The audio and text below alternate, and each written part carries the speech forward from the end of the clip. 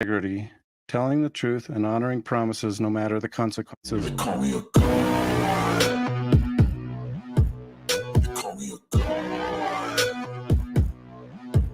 They call me a god. They call me a god. Let's go. I'm about to go off like a weapon. Fuel to the top, got a filled up engine. In my thoughts, obsession. I will not stop, no, I'm never second guessing. I got a God complex. Haters love to hate, but I never feel pressed. Got a lot on my plate, but I never get stressed. I'll take all the pressure like I'm acing this test. Oh! Tear it up like I'm Jason. I see the world like it's ready for the taking. I see this place like a game I'm playing. Straight to the bank to collect my payments. No negotiations, it's my way, I was born impatient. And like a damn Freemason, I'll run this nation. You call me a god. You call me a god. You call me a god. You call me a god. I don't know how to stop. I just go till I drop. Whether it's working or shots, give it all that I got. You can watch me work in my element. Anyone in the way is irrelevant. Wanna cross me, cool, not intelligent. Cause I don't forget shit like an elephant. Go ahead and tempt me. Put it on the line and you'll come up empty. If I got time, I'm deadly. Never caught off guard, no, I'm always ready. I got a hand real steady. Look me in the eye and you'll see no hezzy. About to get real messy. I'll put you in a grid 6 feet like Kenny. You call me a god. You call me a god. You call me a god. I'm called of God. Called of God. And Tim Ballard told me he'd been called of God. Some wild-eyed prophet like... Love me tender, love me sweet, never let me go. You have made my life complete, and I love you. I'm a man with a gift for doing shit like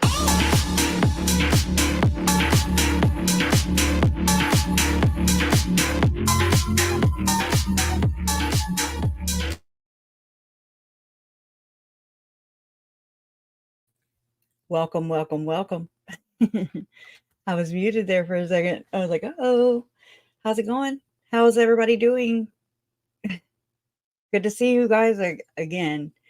I watched the live stream from last night and I was so shamed. I was like, oh my God, Jason, do I need to pull that down? Holy crap. I was on one last night. I told y'all I was in a ranting mood. And you got to see it here only. Exclusive, right? Totally exclusive. How are you doing? How's everybody? Good to see you guys again. It's always good to see y'all. I hope everybody's doing well. We good? Ready to see these a-holes? Looks like he's touching her boob. I'm just saying. These are some of the, I never have ran across this photo before. And I was like, okay, well, that's interesting. So they're just happy and nobody's leading anybody. If anything, they're joined together there and they're happy. Like Melanie Gibbs says, happy chappy, right? Happy chappy. Anyways. So, all right, magic. So we have the documents for the judge's ruling on Chad Daybell, the death penalty for Chad. I just want to know, Jason's theory has been since, he, as the case progresses and everything like that, he updates me on what he thinks is going to happen or kind of the next maneuver. Well, what are the options? And Jason had told me that if they ever removed death penalty off the table, he would continue. We'll go to trial. But if they don't, I mean, if they keep it on the table, he thinks Chad's going to plea. So that's his theory. That's my fiance's theory there. Jason, he's pretty wise with the legalese, and I am not. I'm like, what? What are they going to do? What does this mean? So anyways, hey, Philly. Hey, TC. I wanted to thank, CDC Dogs. CDC Dogs. There was a super chat that Donna had flashed on the screen last night that I wasn't able to see because I was in another window. So whenever I came back, I was like, oh crap, I need to tell that person thank you. So thank you. And thank you for all the super chats. They do help. It does cost. And that's just that's the reality of it. So anyways, not trying to get rich, just, trying to cover my costs, but appreciate it. Hey, Language of Horses. Good to see you. Chris Arnett, Fancy Nancy. Hey, Fancy Nancy. Just me. Howdy, everyone. Trace on the case. Hey. Lil Brands. What's up, Lil Brands? And Beach Bum. Hey, Beach Bum. Hey, Mary, Detective's daughter. Let's see. Door Opinion. Good to see you. Bethia's Bite Reloaded. Ruh-roh. That would have sucked if my lid would have fell off. It would have just gone with the rest of the theme. Hey, Julie Co. Remember that time I called you Julie Rowe? I'm so sorry. I feel bad about that. Hey, Mohawk Mom. It's been a while. It's good to see you. From what I remember, he pled not guilty from the beginning. He sure did. He said, not guilty, not guilty, not guilty. However many times. Don't they have like 9? He had like 9 charges. How many charges? For, I don't remember. I think, anyways, each charge, he was like, not guilty. That's the only time we really get to see him move. Hey, A. Aguilar. How you doing? And I just want to make sure I tell everybody hi. Sandra Massey Hicks. Good to see you. Zelda. What's up, Zelda? Haven't seen you in a while. With his big storm. I'm just saying. See, Baba Vanga directs him into accepting bargain deal. It's going to be fun watching him squirm. I will promise Chad will not be asking his former Heavenly Father. Right? That's a good one. And he wanted notoriety in his church. He got more notoriety than he bargained for. You have to be careful what you wish for, right? That's what they say.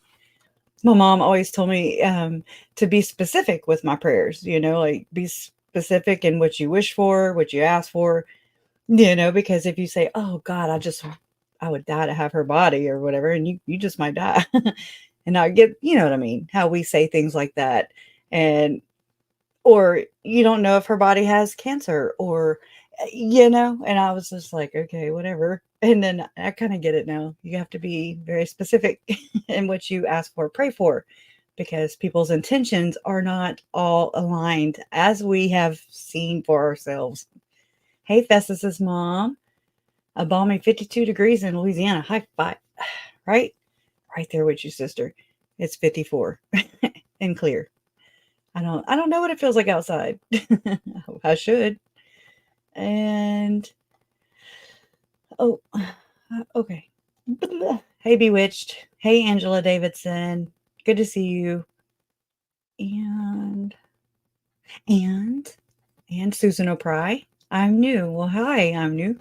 I'm kidding. Hey, welcome to difficult research. This is what you get. I'm sorry. Oh, but we're glad to have you. Leilani, how are you doing? Lisa Discovers, good to see you again. You saw Lori's cousin's interview on Facebook where she talked about Stacy's death. It's so ominous, isn't it? It really does show how Lori, when she gets into trouble, her place to go is to Hawaii. She likes to go to Hawaii. Well, it turns out that And Stacy's death, when Stacy died, which is Lori's sister, whenever she died, the whole family went to none other than Hawaii. And I just find that interesting. Super, super interesting. And I did notice a misspelling on Stacy's grave site, on her headstone. I was going through my pictures. They come up all the time and in my memories and stuff. And I was like, oh, okay, well, that's misspelled right there. I forget what word it even was, but I was like, oh, that would suck. How do you get a redo? Like when you the Snickers commercial, regrets instead of regrets. Hey, Gloria Fritz, how are you doing? Rita Mae's resell. What do you resell? I'm curious. I used to have a little business or whatever before all this stuff happened. It was called Rustic Innovations, and it was stuff like, with the palette back then. I love palettes and what you can do with them. And what got me started on that was I saw an entire patio set on Pinterest, and it was just made out of pallets, and I was like, oh my God. And then it went from there. The guys I used to work with, they would show me memes on their phone. Like, it would just be a bunch of the loose pallet wood, and it would just be thrown in a pile, and they were like, look what I can do with a pallet. And I was like, shut up. You can build a whole damn house. Anyways, hey, Gloria. I think I said that, but hey again. Hi, Diane Renee McDonald. I'm so sorry. Solstice tomorrow. Yay. Okay. Hey, Natalie. So good to see you. I'll tell everybody I said hi, and I love them. I've run across our pictures all the time. I'm like, oh, Lord. Spooky Micah. Hey, so good to see you. Hey, Susan Pry. I think he'll please so his kids won't see what he's done.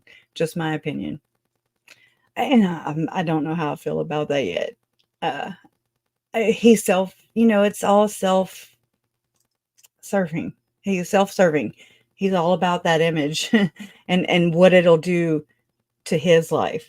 He is not worried about anybody else. And I gotta say, if I were in the same predicament, which I would never be, but if I ever were, or if I ever was, then I think I would do the same thing. What would you do if you were not, you know what I mean? Just picture it, picture it. Sicily reminds me of the Golden Girls.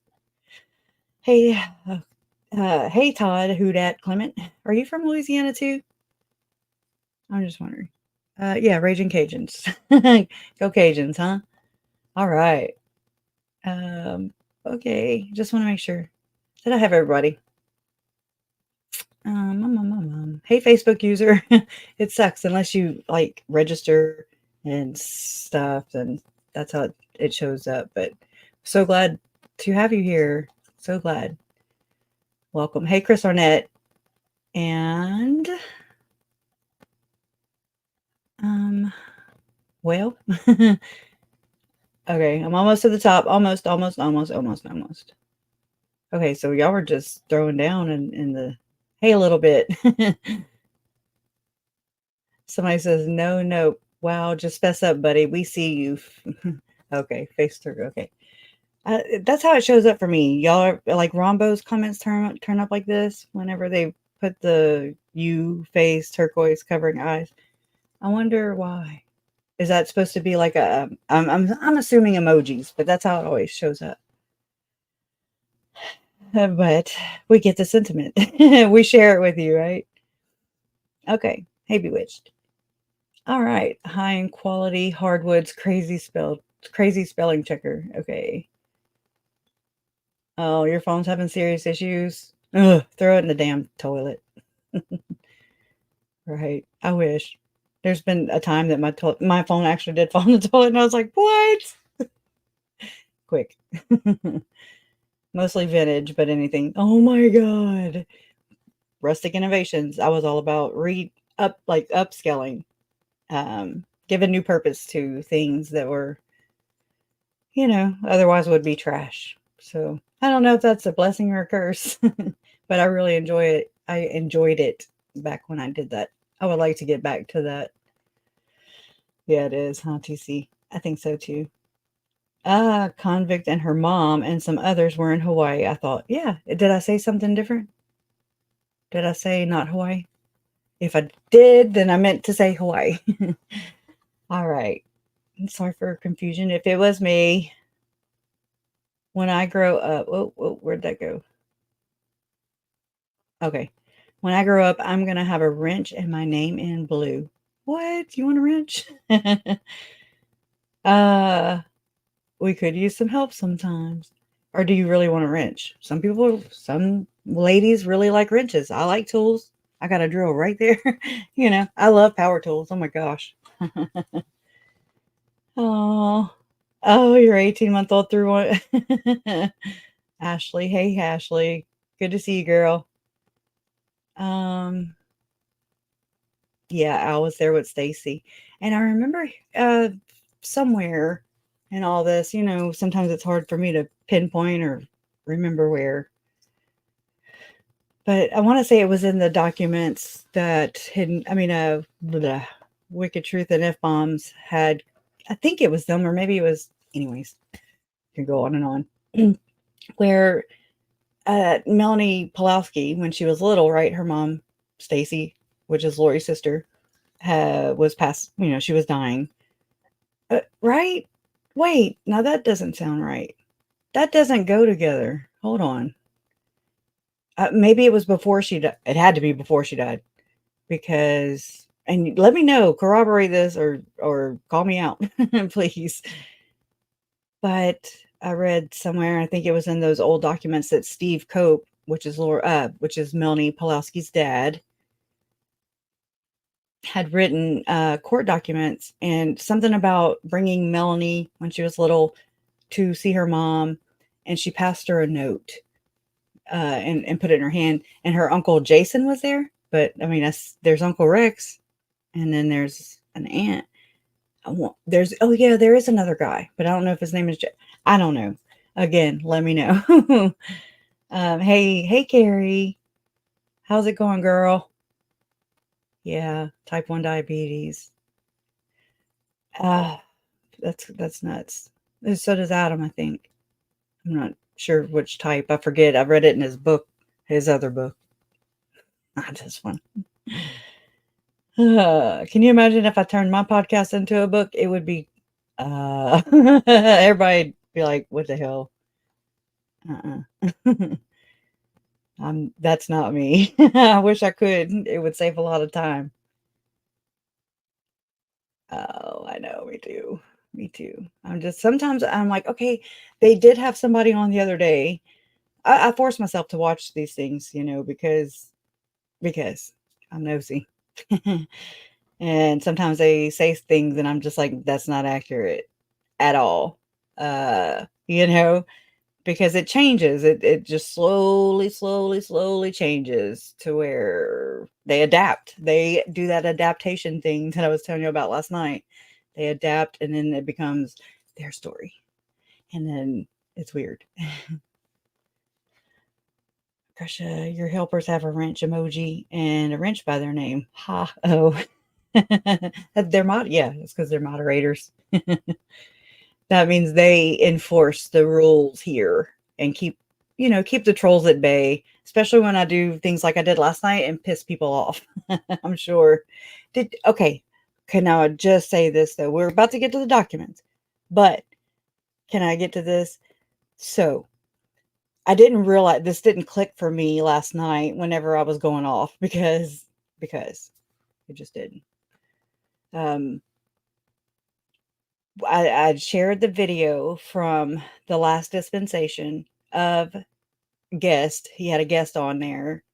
His name was Troy Abels, but his guest's name was Janet Russin. And Janet Russin is the psychic or sidekick, or last night I was like, she's like the Ghislaine Maxwell of Tim Ballard. It's the same kind of. That was the impression I got when all the stuff started coming out in the lawsuit for Tim, against Tim Ballard.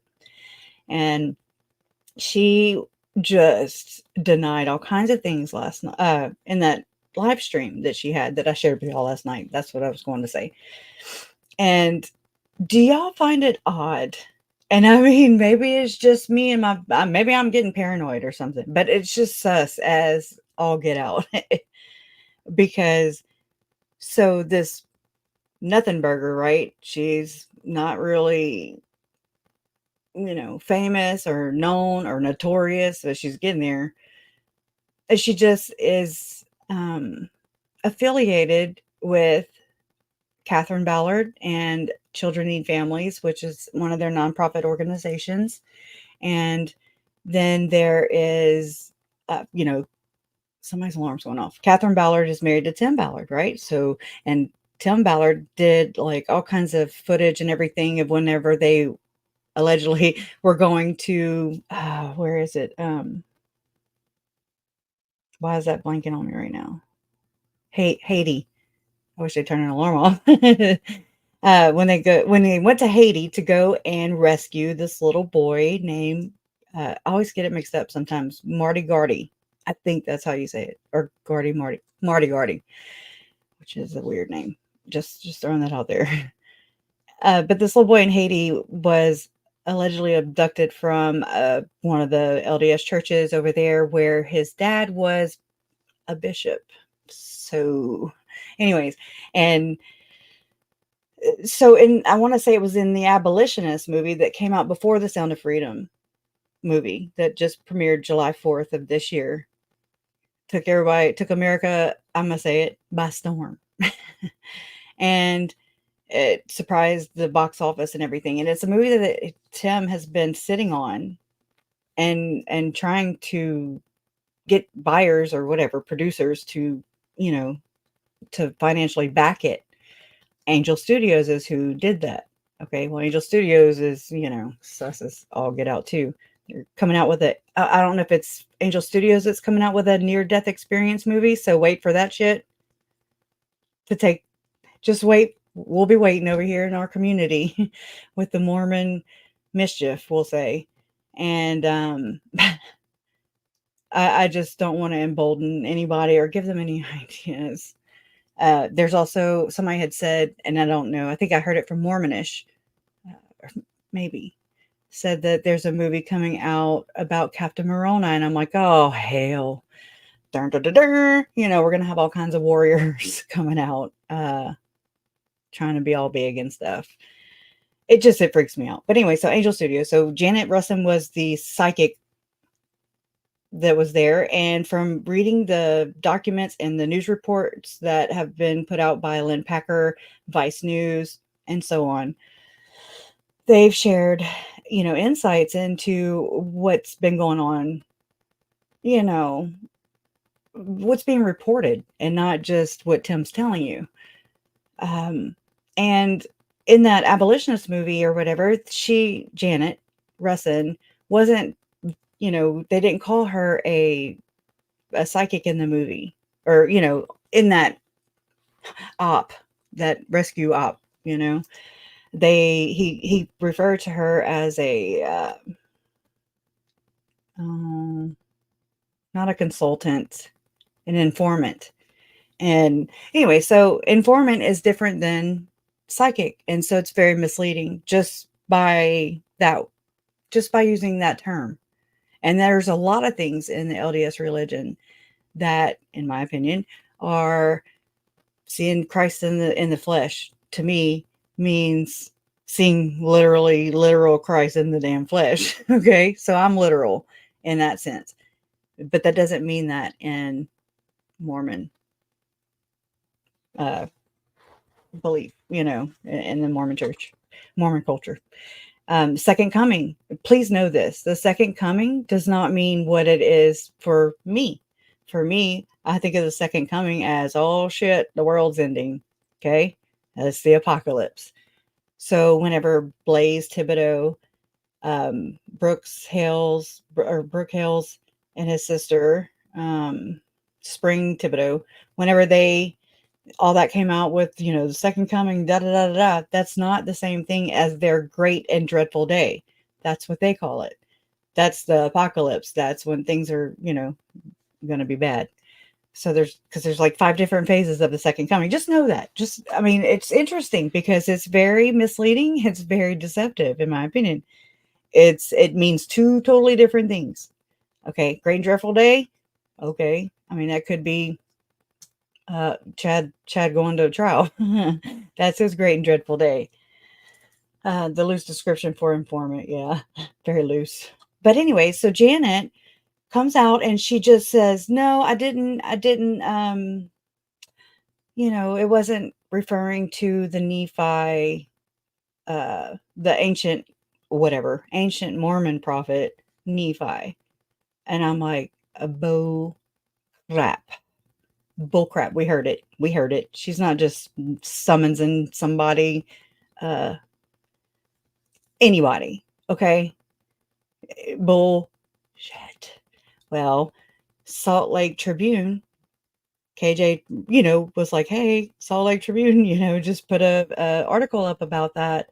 And so bam, it's about Janet Russin denying that she didn't mean, that prophet Nephi. It was somebody else.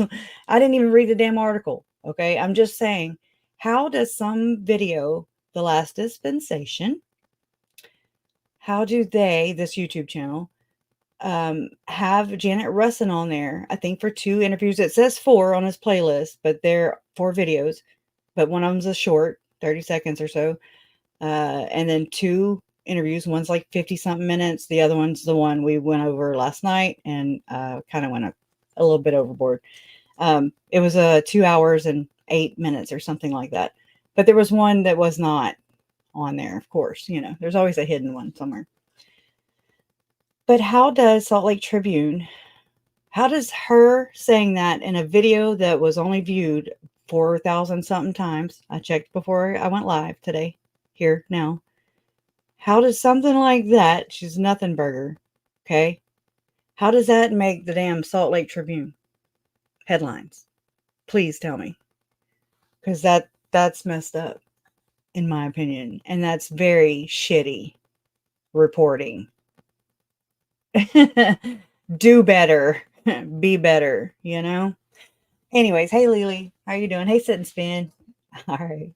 Hey Rombo. Okay. Lori Colley. Hi Krusha. Did the judge make a decision on death penalty? Yes. Okay, let's bring that up. And I will go over that. Let me go. Oh, I'm sorry. Let me go ahead and take a sip of water.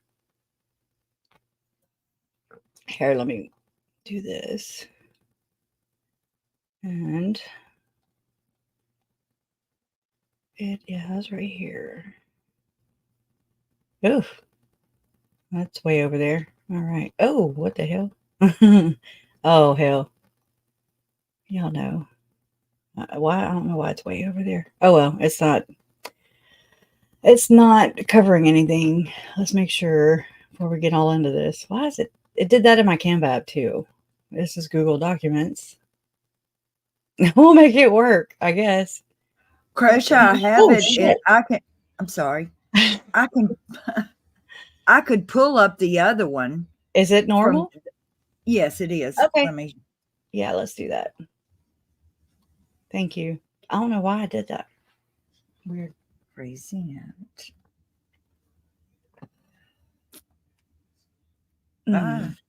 Sorry, y'all, making y'all look at all this stuff. No, we don't see it. We don't see anything yet. It says, didn't Nephi moonlight with a lightsaber for cheating religious men? We'll laugh with you. You know what else I remembered last night? And I forget some things. Some things just, there's been so many just woo things. So many red flag, that whenever new stuff comes out, I'll just kind of put that by the, to the wayside. And I mean, let's not forget that Tim was doing the Abrahamic test. Okay. Remember that he's said things like, what would you do to save children? Okay. That's gross. We see what he will do. Okay. Is he the charm? They keep it in the family. Okay, you can Okay. see it. I don't know why it's blue. Oh, I know. now Okay. You know, because okay, and I just wanna make sure. Oh, whoa. All right. Sorry. so you want to start reading it, and I'll have to move it, I guess, for you. Yeah, I know. I'm gonna move it with my eyes. Be like fire starter. Oh, and the other thing. Oh, but let me just finish. With the Tim Ballard crap right here. But he also referred to his storm, I guess you could say, as some kind of like I forget the term because I got to go back and look in the papers in the lawsuit, but it was something gross. It was something light wand or something. Okay, it's so gross. So let's not forget. Let's not forget. I was watching. I'm sorry, it brings things up. I was watching the Susan Powell Cox or Susan Cox Powell documentary on this channel. I forget the name of it. And I mean, it was like 4 hours. And the little boy, Charlie, does an interview with a therapist. And he talks about the dinosaurs and the crystals. And I was like, oh my God, is that Thanksgiving point? Is that Thanksgiving point? Want to know. Let me know what you think if you know. I think, the channel name is Dreadful. Dreadful. Anyways, I don't know. That's nuts though. Okay, let me see if I can try and see this. I'm gonna have to hide behind it or do this so I can see. Okay, it says in the district of the 7th Judicial. Okay, in the District Court of the 7th Judicial District of the state of Idaho, in and for the county of Fremont, state of Idaho versus Chad Daybell, and it's for case number CR 22-21-1623. Memorandum decision and order to motions to strike the death penalty.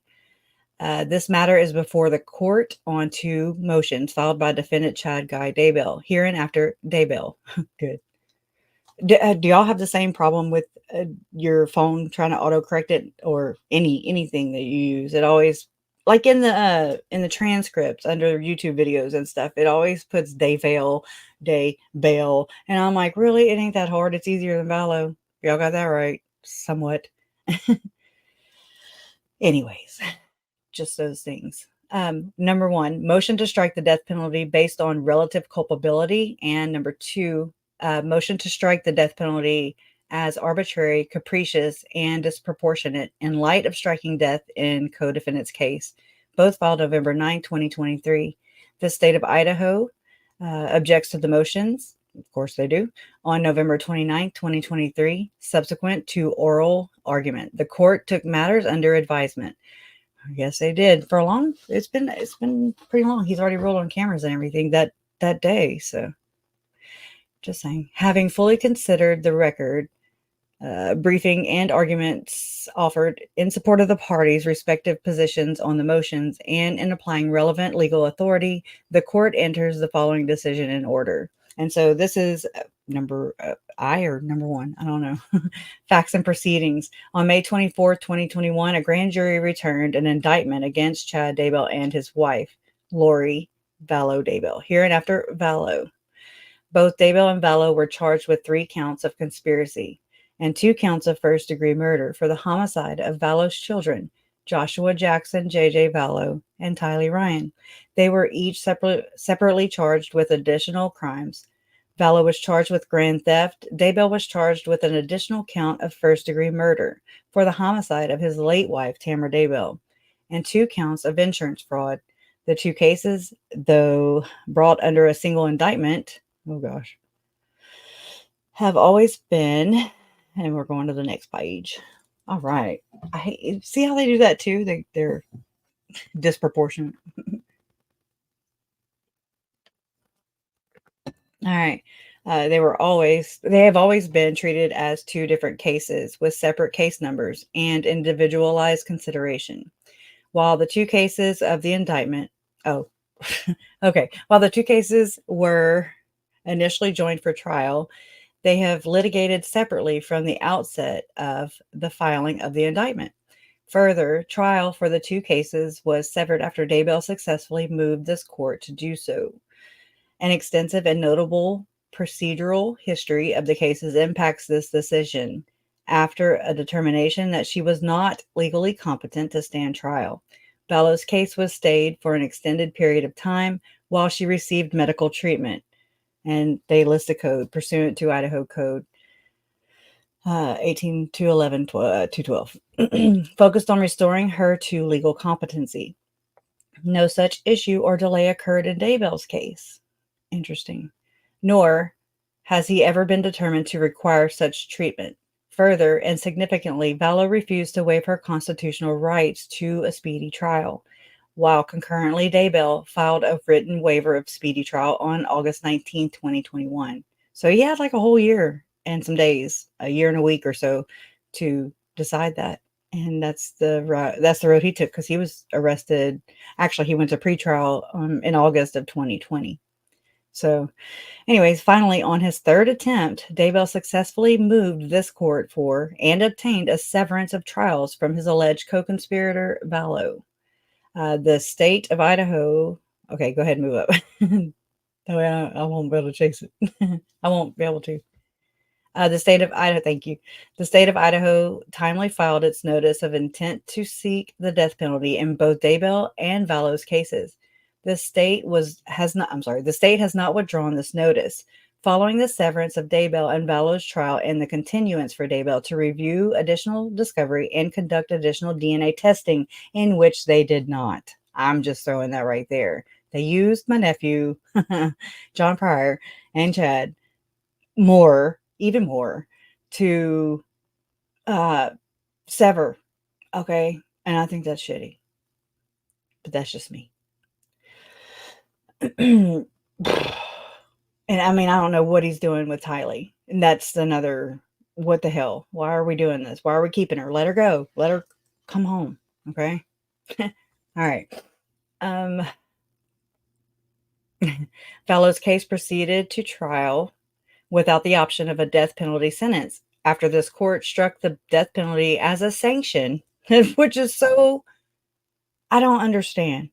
The logic is backwards for me, because this does not sanction, it does not punish Lori. It helped her because of the prosecution. So, take it out their damn paycheck or something. I don't know. Don't give them lunch for a week. Anyways, strike their privileges. After this court struck the death penalty as a sanction for late disclosed discovery to Vallow's defense team.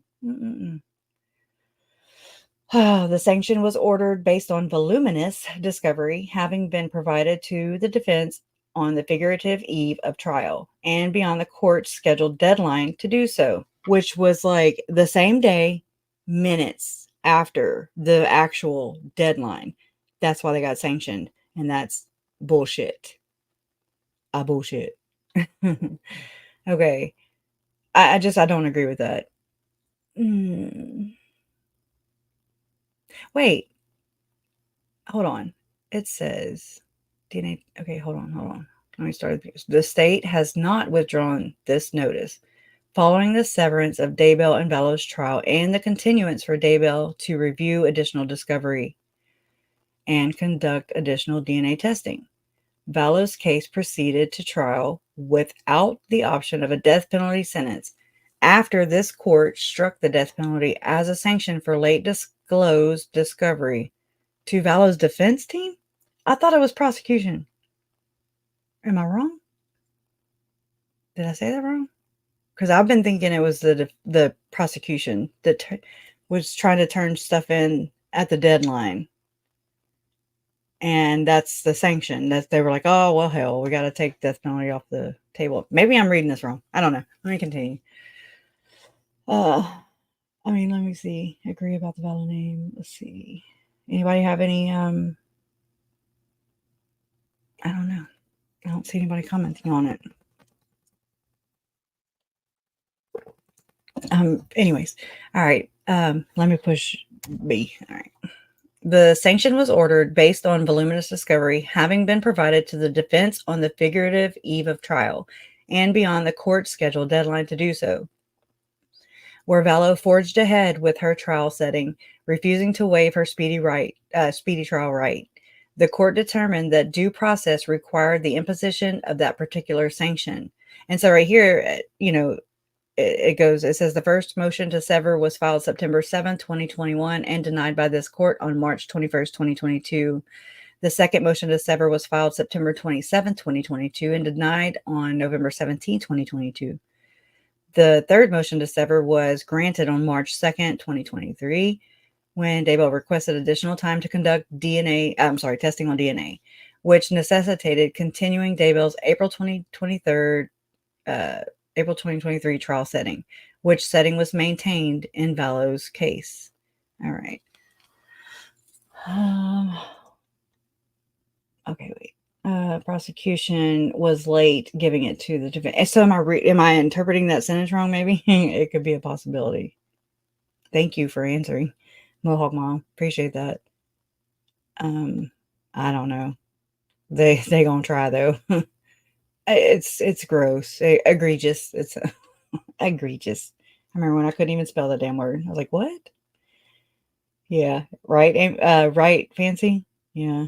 The woman assigned also said she could not read all the information in time for the trial. Yes, all the 5,000 something. It was like 5,000 documents or 5,000 whatever's information. She couldn't read it in time, and I'm like, y'all have had 4 damn years. Get on it. I mean, y'all aren't hustling and bustling and bursting at the seams at the Fremont County and Madison County courthouses. Okay, it's old. In Fremont County, you actually go upstairs. It's wooden floors, straight up. It creaks. Huh, Carrie? Yeah. Okay. Court made findings predicated on procedural due process and carefully weighed fundamental rights in reaching that decision. The decision did not consider, nor was the analysis in reaching the decision predicated on a determination of the constitutionality of the death penalty. Importantly, at the time the court made the ruling, the court expressly stated that the ruling applied exclusively to Vallow's case, as Daybell was provided his request remedy of additional time to review the voluminous discovery disclosure and to test potentially exculpatory DNA evidence prior to trial. Let's go read the number 2 right quick so we can put that together, like the underneath, and then we'll go back.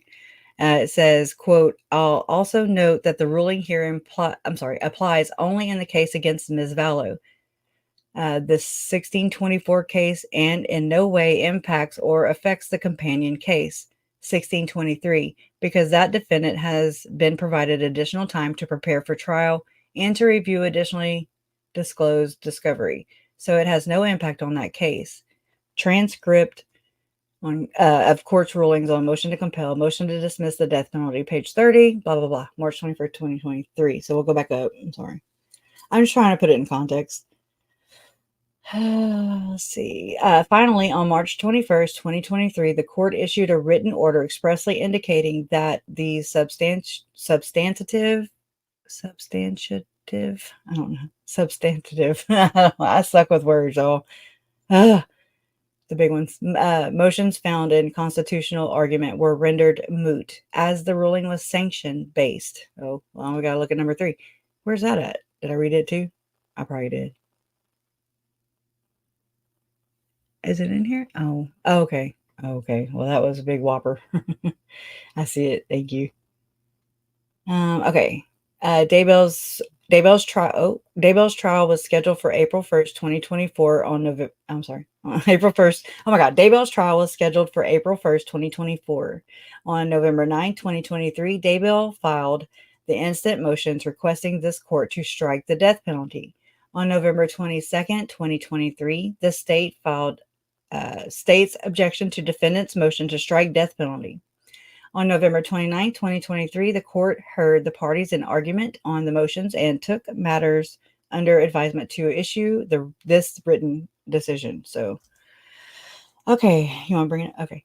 Number 2, legal standard. The constitutionality of Idaho's capital sentencing scheme is a question of law over which the appellate court, oh my God, I get tongue tied. This one, oh my God, this one isn't even that bad. Sometimes I'm like, it's like an engineer.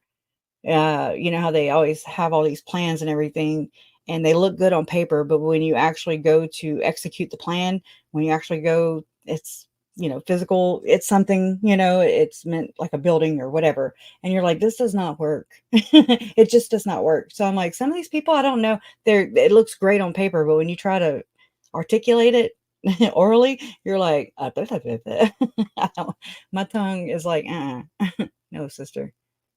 Okay, what? Do I start at the top? Yeah. Just read this sentence right here. I don't know what you're trying to tell me. I can't unmute you. Okay. I'm lost. Oh, wait, I was at number 2.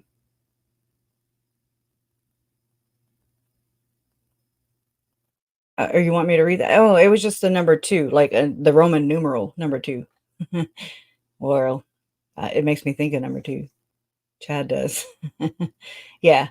The constitutionality of Idaho's capital sentencing scheme is a question of law over which the appellate courts exercise free review.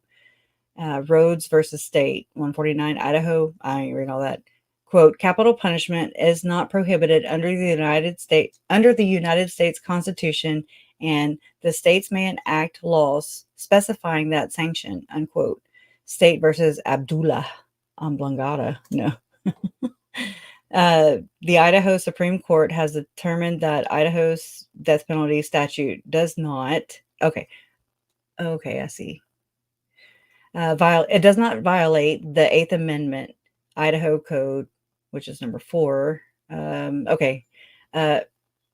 Requires the prosecuting attorney to file a written notice of the state's intent to seek the death penalty in any criminal case, quote, no later than 60 days after entry of a plea.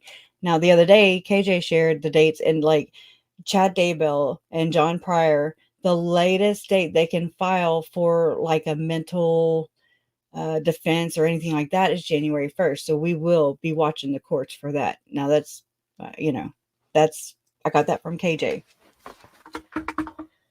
All right. Okay. Number 3, analysis. Daybell's 2 motions request a court order to strike the death penalty as a potential sentencing option. The state objects to both motions. The court will discuss each in turn. Well, of course they will.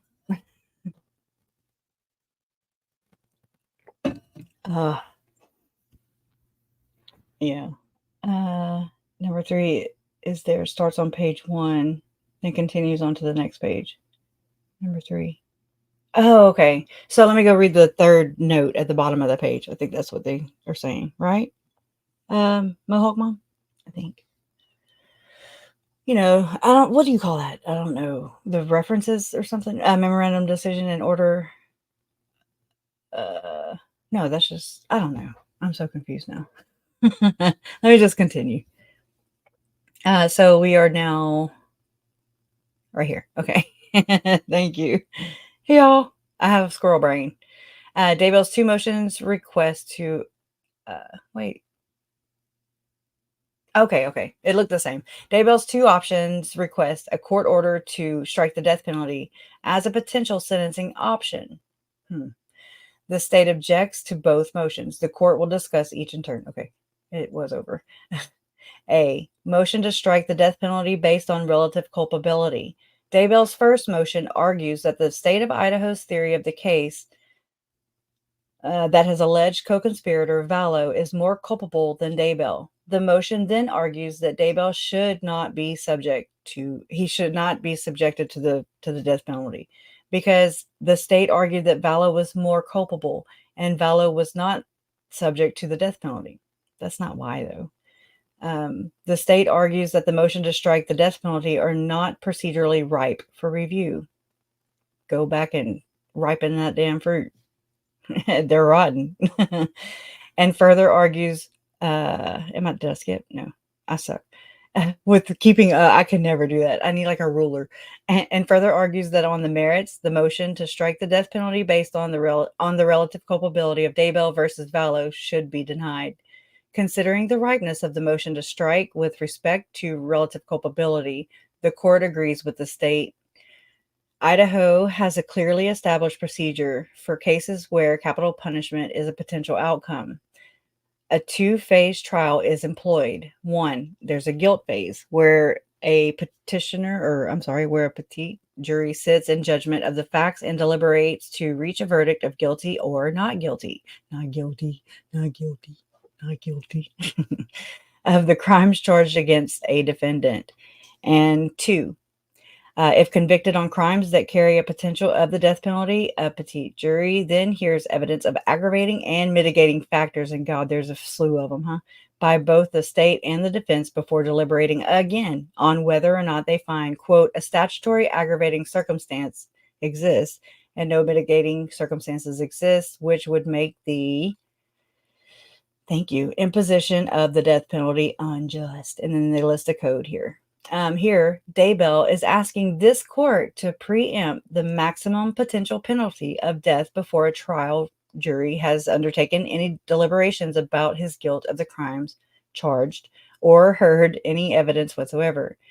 Further, following the U.S. Supreme Court's holding in the Ring case, which is down there at number 5, the state of Idaho amended. Okay, we're going to go there. Okay, nothing. It's in Arizona. Yada, yada, yada.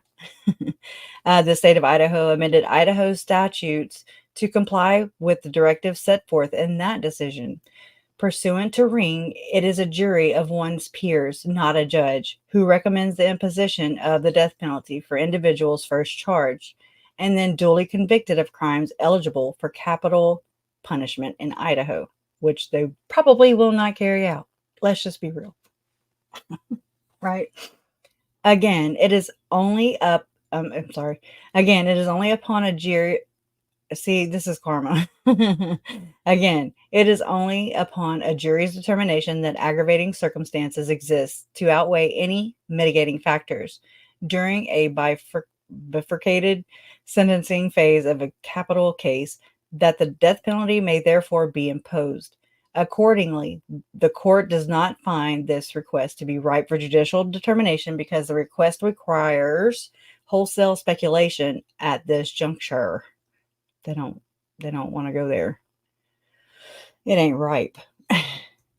Turning next to the substantive arguments on relative culpability, Daybell relies on citations from the transcript, prepared in the Vallow trial. The court has reviewed those quotes and determines, as the state contends, that they are largely taken out of context. Shocker. Nothing is ever taken out of context with these folk. Truncated or otherwise incomplete in their presentation. Beyond this, however, Daybell overlooks one important consideration. The court cannot and will not speculate about what the evidence at Daybell's trial will be with respect to Daybell's culpability. Boom. Okay. Boom. Slap him in the face. Pow, pow. Okay. All right. I'm going to read that again. Okay. To make a pretrial determination about whether Daybell is more, less, or equally culpable to Vallow, who has now been convicted. And they're reminding him, they're like, this is what's going to happen, dude.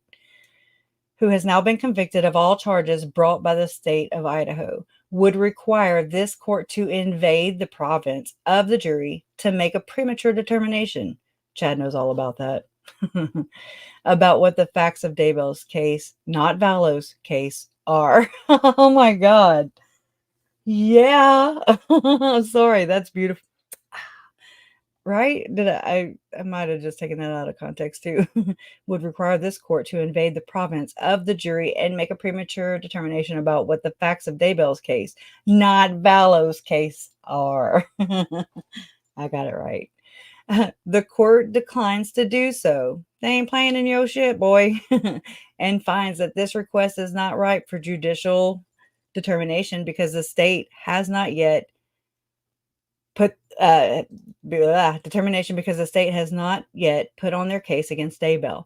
Additionally, while the court believes there is likely to be considerable overlap in witnesses and evidence for Daybell's trial, there's your dog whistle to Arizona for them to change and push back the simultaneous trial that will happen, is scheduled to happen if Lori has to go be on trial there. I think KJ said it would start April 4th. And I mean, we can't be in two places at one time. I want to be at both. If I had to pick though, I'd be in Arizona. He's nothing to look at. I'm not saying she is, but I'm just ready for new scenery. Anyways, additionally, while the court believes there is likely to be considerable overlap in witness, I already said that, and evidence for Daybell's trial, the indictment charges Daybell with separate and additional crimes because he's extra, right? Daybell repeatedly and ardently argued for his trial to be severed from Vallow's. It's not Vallow's, Daybell, I thought. Emphasizing the necessity to preserve and quote individualized consideration unquote between Daybell and Vallow.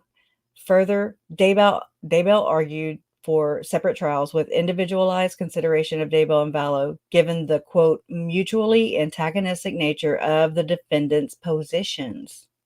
Missionary, just kidding, unquote. The court has carefully reviewed the cited authority by Daybell and the state and finds that the case law does not suggest that degrees of culpability are appropriately determined by courts ahead of trial. To do so would defy the fundamental right to a fair trial by a jury of one's peers. Facts submitted at trial may only be considered after the admission of evidence and testimony within the constraints of evidentiary rules. Thus, while Daybell is charged as a co-conspirator on some counts in the indictment, he is nevertheless also charged with first-degree murder for the murder of Tammy Daybell under Idaho Code 18-4001 and 4004. I read that because she deserves it. It's about Tammy, not she deserves it. He deserves it. A crime that is punishable by death. Ooh, that's a burn right there. Just saying. Where Daybell alone faces that count, the potential of his conviction for that separate murder, distinct from any of Vallow's convictions, separated. You got to keep them separated, right? Sorry. Oh gosh, separate. Where was that? I should have done that. I always do that too. Okay, I'll just start. Okay. Oh, okay, thank you. Where Daybell alone faces that count, the potential of his conviction for that separate murder, distinct from any of Vallow's convictions, further reveals that a determination of relative culpability is speculative when considered before trial. Therefore, Daybell's argument about relative culpability is speculative when considered before trial. Therefore, Daybell's argument I'm saying it again. Sorry. Therefore, Daybell's argument about relative culpability is not persuasive as a basis to strike the death penalty. You lose, Chad. You lose. Again, you're a loser.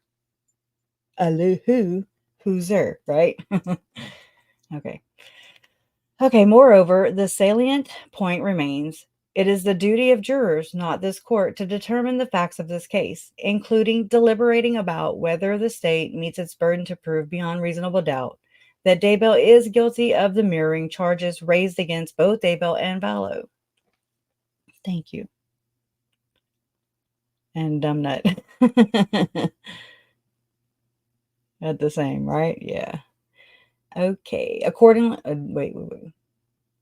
Okay. Accordingly, oh my gosh. Let me drink something real quick. My mouth gets dry. All right. Accordingly, the court finds no basis to strike the death penalty on arguments of relative culpability. I already read that, huh? The state has complied with its statutory obligation, having timely filed its notice of intent to seek the death penalty. And Daybell was indicted on multiple counts punishable by death. subject to the procedural requirements of Idaho Code 192515. The motion is therefore denied, right? Denied. B. Motion to strike the death penalty as arbitrary, capricious, and disproportionate, just like Chad, in light of in light of striking death in co-defendant's case. Next, the court considers Daybell's second motion, which argues that the death penalty should be stricken as it is arbitrary, capricious, and disproportionate, like Daybell, when juxtaposed with the striking of the death penalty in Vallow's case. Specifically, Daybell argues that he faces a more severe penalty because Helms was waived his right, because he waived his right to a speedy trial.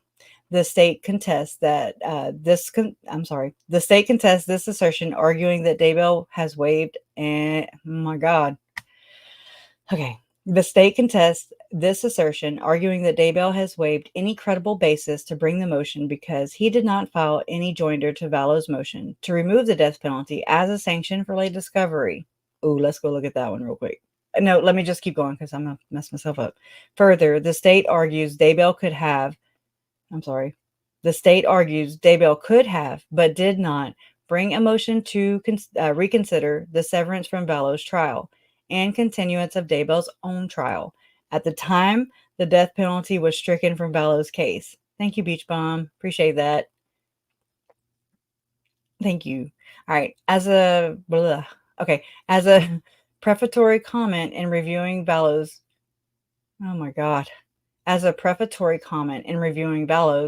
the court is not persuaded that Daybell suffers any abuse of his procedural due process by allowing the death penalty to remain a sentencing potential. Due process by allowing the death penalty to remain a sentencing potential in his case though the death penalty was struck in Vallow's case. Y'all, I can't read today. The triggering event for both Daybell and Vallow to move the court for remedy, though separate avenues of relief were pled in the respective cases, was the late disclosure of a large volume of discovery from the state in early 2023. At that time, Daybell ardently argued he needed additional time to evaluate and weigh the discovery, and was therefore afforded that by 1, obtaining a severance of his trial from Vallow's trial, and 2, obtaining a continuance of over 1 year to adequately prepare for his trial. I added his, Thus, Daybell has obtained his requested relief and additionally given the, I got to get into my little groove, right? Thus, Daybell has obtained his requested relief and additionally, given the length of additional time for trial preparation, has been afforded heightened or super due process given the potential for capital punishment in his case. Bam. Slap in the face, boy. It's a reality check, I think. Okay, the rationale to remove the death penalty as a sanction in Vallow's case was predicated on a finding of material prejudice given the proximate. Oh my God. Y'all don't laugh at me. All right. The rationale to remove the death penalty as a sanction in Vallow's case was predicated on a finding of material prejudice given the proximity between the time of discovery, disclosure, and trial in her case, a concern that is not evergreen for Daybell. That is a word, right? Wow. That's a different. That is not evergreen for Daybell. To the contrary, Daybell has been afforded the additional time needed to mitigate prejudice, if any, for him in this case, right? So, okay, that's kind of like a little sanction of its own, right? To Chad and John Pryor for using my nephew's remains as leverage, Okay. Where Vallow's team had a matter of days to review and evaluate late discovery ahead of trial. Daybell was provided a full additional year to review the material and prepare his defense. Further, Daybell's counsel has had significant benefit in preparing for his trial of observing Vallow's trial and accessing the transcripts from that case. Y'all, John Pryor was in there just happy chappy. I'll use Melanie Gibbs' words there about Lori. He was happy chappy. He was just sitting in there, proud. Okay. In weighing those factors, the court does not find a persuasive argument to strike the death penalty based on Daybell's argument that in this case it is arbitrary, capricious, and disproportionate. Okay, and okay, it says Idaho's bifurcated. I don't like that word. Idaho's bifurcated procedure in capital cases. Okay, ameliorates. I don't know.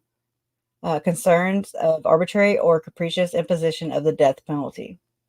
Daybell argues that it would be unconstitutional, arbitrary, and capricious to continue seeking capital punishment in his case where it was struck in Vallow's case, because he thinks he's special.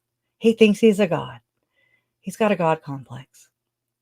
He needs, I know what kind of complex he really does have. Right. We all know. We see you, Chad. We see right through you. The state rebuts this argument and again raises the critical fact that Daybell is charged with first-degree murder for the death of Tammy Daybell, a crime punishable by death that Vallow was not charged with.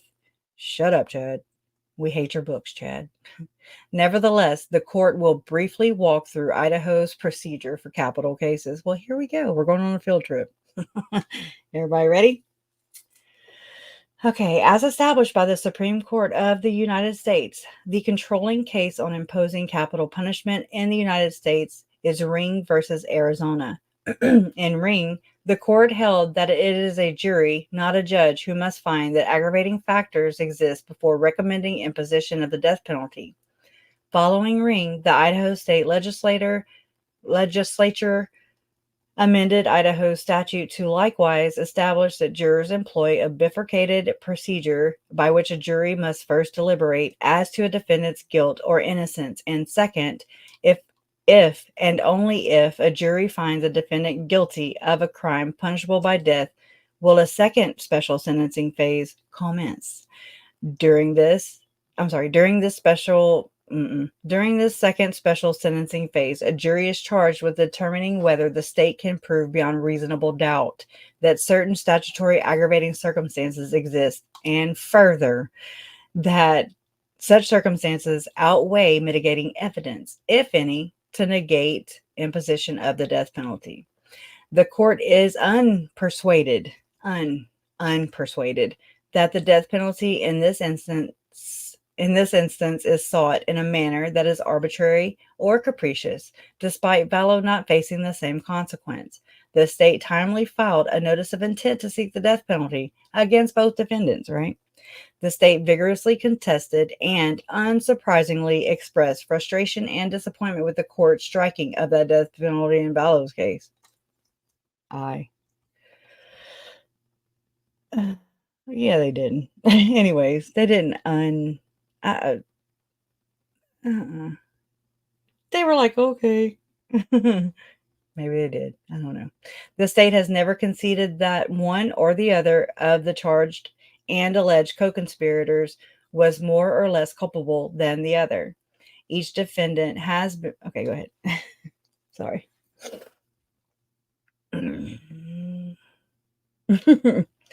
I'm slow, y'all. All right. Where?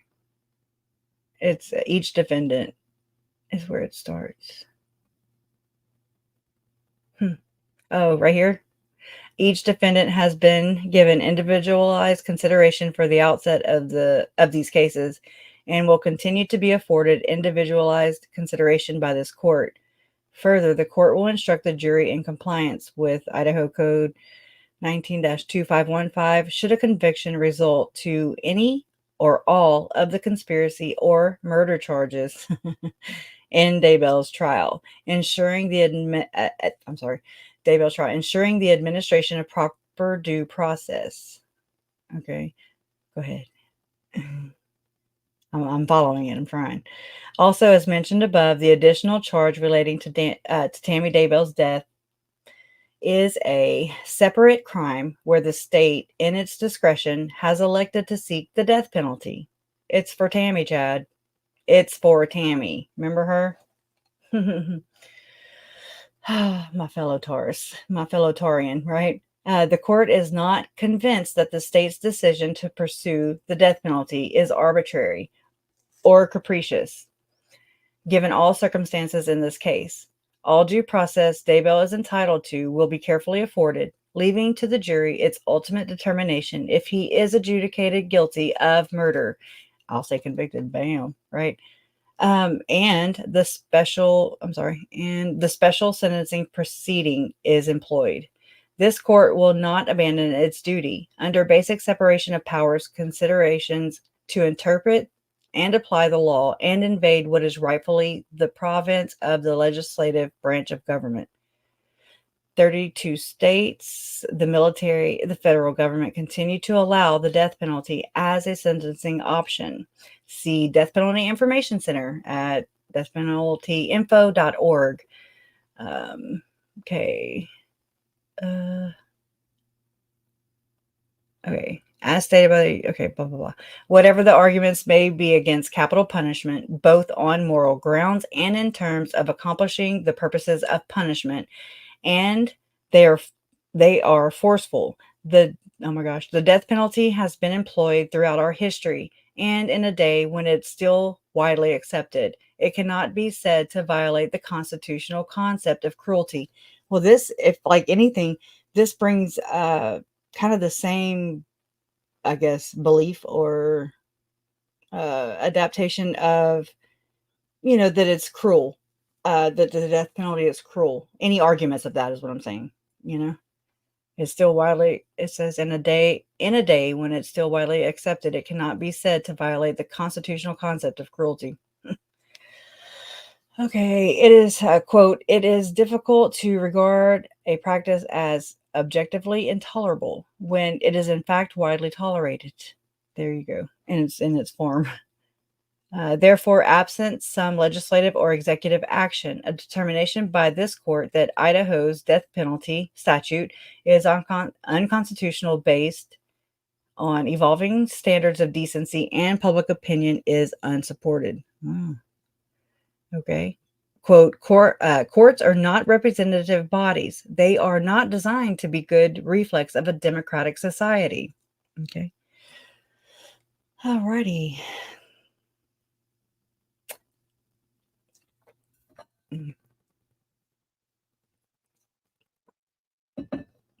The cart.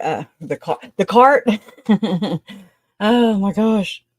The court will impartially administer the validly medicines to, I'm just picking. The court will impartially administer the validly enacted laws under the state of Idaho and United States of America in this case.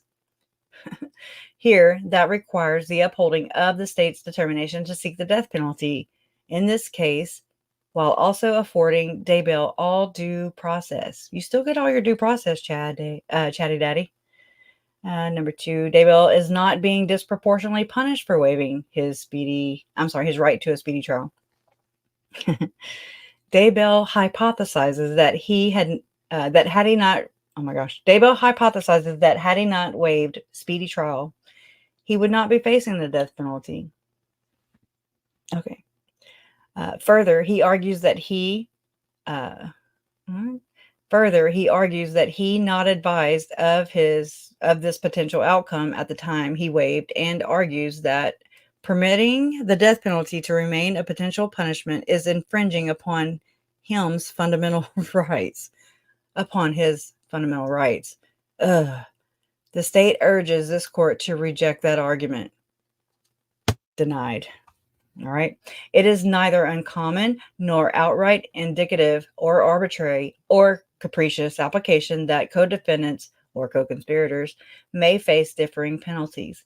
Throughout the 2 cases, Daybell has repeatedly raised the need for, quote, individualized consideration. Right.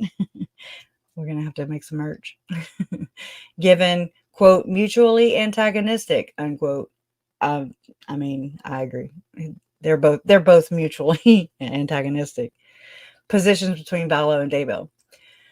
It is precisely because individualized consideration has been administered that the two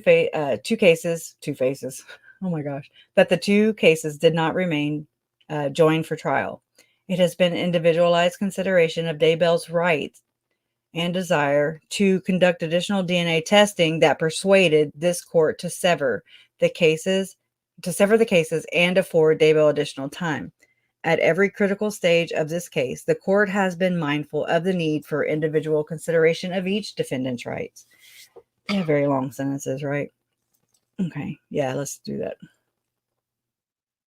Yeah, to be a jury member, you must agree that you can apply the death penalty. Thank you. Court.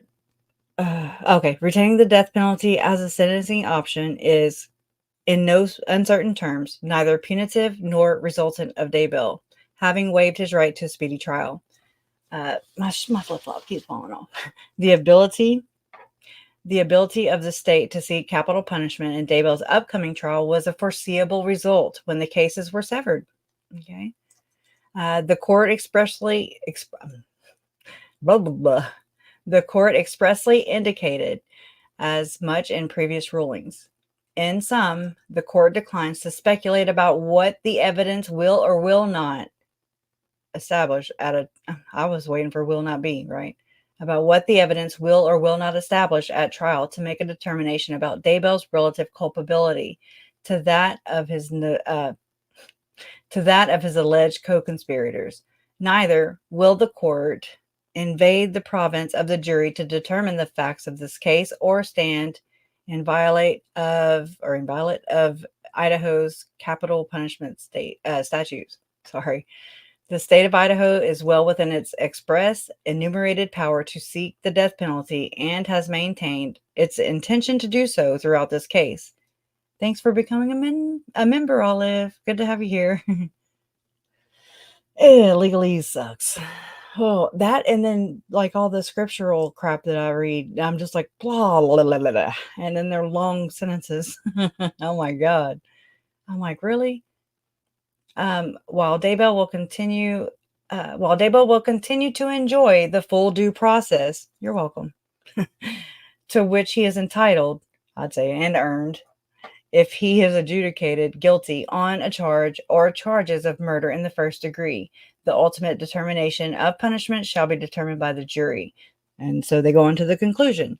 For the foregoing reasons, Daybell's motion to strike the death penalty based on relative culpability is denied. Right. Daybell's motion to strike the death penalty as arbitrary, capricious, and disproportionate in light of striking death in co-defendant's case is likewise denied. You're denied. You get used to hearing that word, bud. Right. And so it was signed on the 19th day of December, which was yesterday, 2023 by old Steve Boyce. Thank you, Steve. Thank you, Judge Boyce, Your Honor. I hereby okay, yeah. It's small. I can't really see it. It's crazy how it goes from, do I need to read it or what? Okay, I hereby certify that on December 19, 2023, the foregoing memorandum, decision, and order was entered and a true and correct copy was served upon the parties listed below by mailing with the correct postage thereon, or by causing the same to be delivered to the courthouse boxes. Okay. All right, we're done. Thank you, Donna. Appreciate that.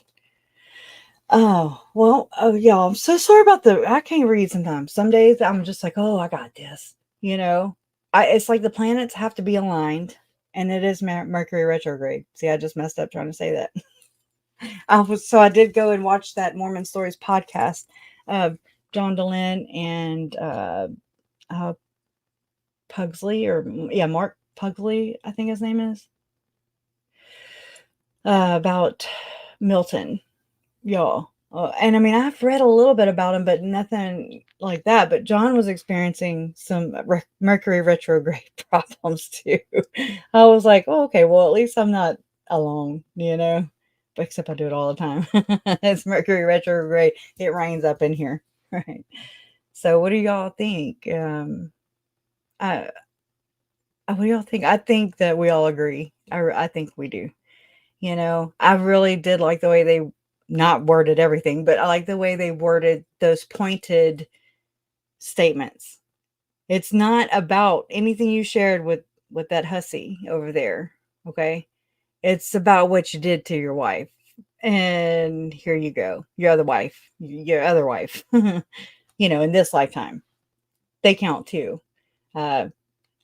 This life's wives count too. It's supposed to be wives, but anyways.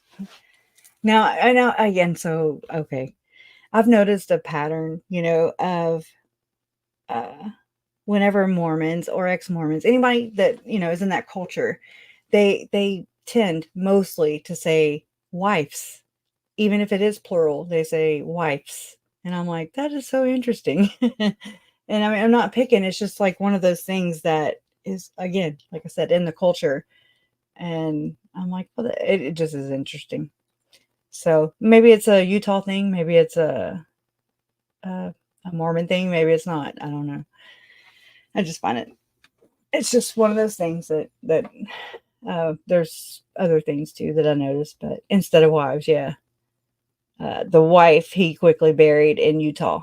And so I was telling Jason earlier, I think, that I was like, oh crap, I forgot that, like Alex Cox had died 4 years ago, on the 12th. Totally just, anyways, whatever. Happy D-Day. But, that was 4 years since they had, whatever. I can't think of the words. They had to, dig her out of the ground. What is it? It sounds worse when I say it like that. Why do words do that? Like, why do they just flee? They're just gone. Somebody will say it. I know they reinterred. Anyway, exhumed. Thank you. Exhumed Tammy. Yes. I mean, and then buried her, and I don't even know if this was the plan, if this was, something that they had discussed long ago, or ever, if Tammy discussed this with her family, even, were they ever going to, were the plans for her to be buried in that cemetery in Springville, or, was it in Rexburg? That's something that may come into the trial. The ruling denied. They denied, I don't know all the words without looking at them, but they denied his motion to remove the death penalty, meaning we're still going for the death penalty. There. It's easier, huh? Yeah. Yeah. But welcome. Yeah, I'm just not good with legalese, Oof. It's terrible. Hey, Olive. Merry Christmas to you too. I can no longer see.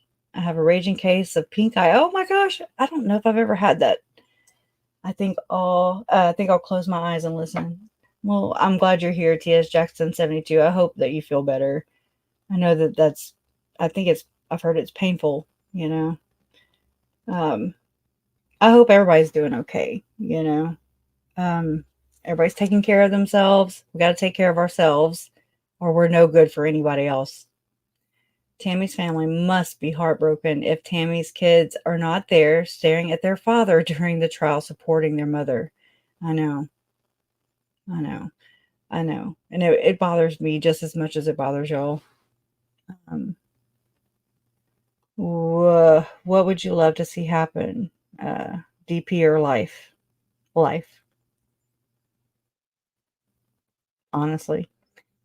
With the way the death penalty is, especially in Idaho, where they show up, with a suitcase of cash to purchase after hours medications needed to, execute via the, I know they have since Koberger came, maybe they were already talking about it. They brought back the firing squad.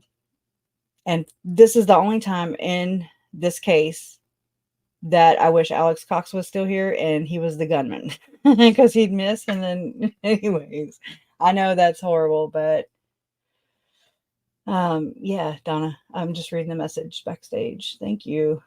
Yeah, that's a good idea. I don't know what it is though. I'll have to think.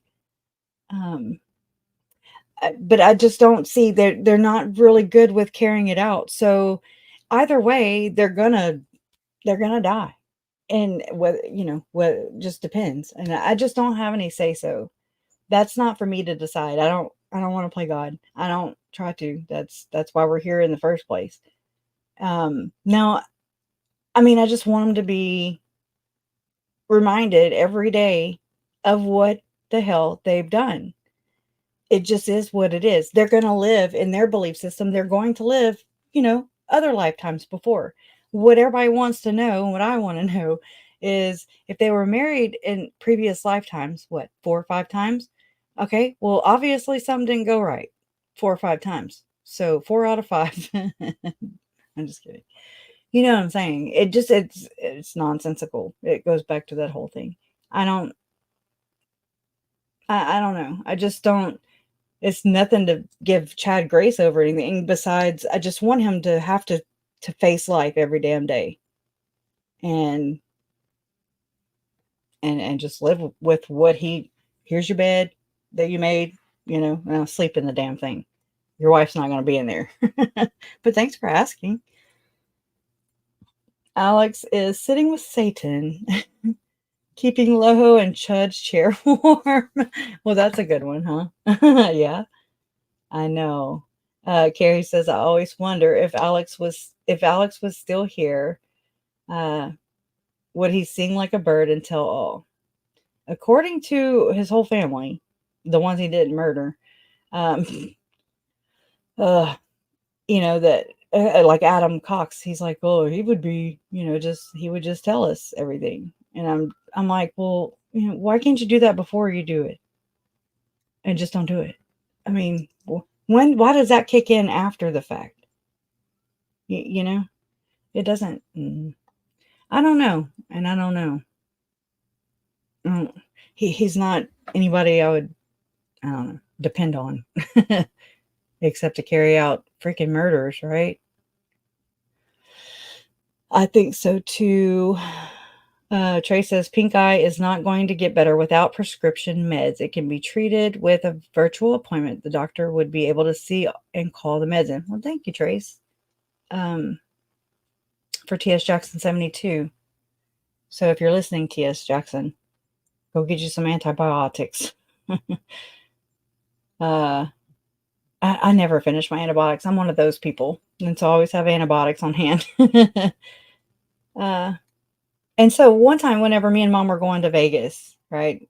And that's when we ran into Uncle Charles and Lori there by chance, which was odd. I'm just saying, you're in Vegas. What are the odds? What do I live in? The freaking metropolitan city now? Y'all hear all the damn sirens? Walmart, there's a whole Walmart in Moss Bluff that was on fire. It's probably still on fire right now. And that's terrible. I hate to see that for the employees and people that are there.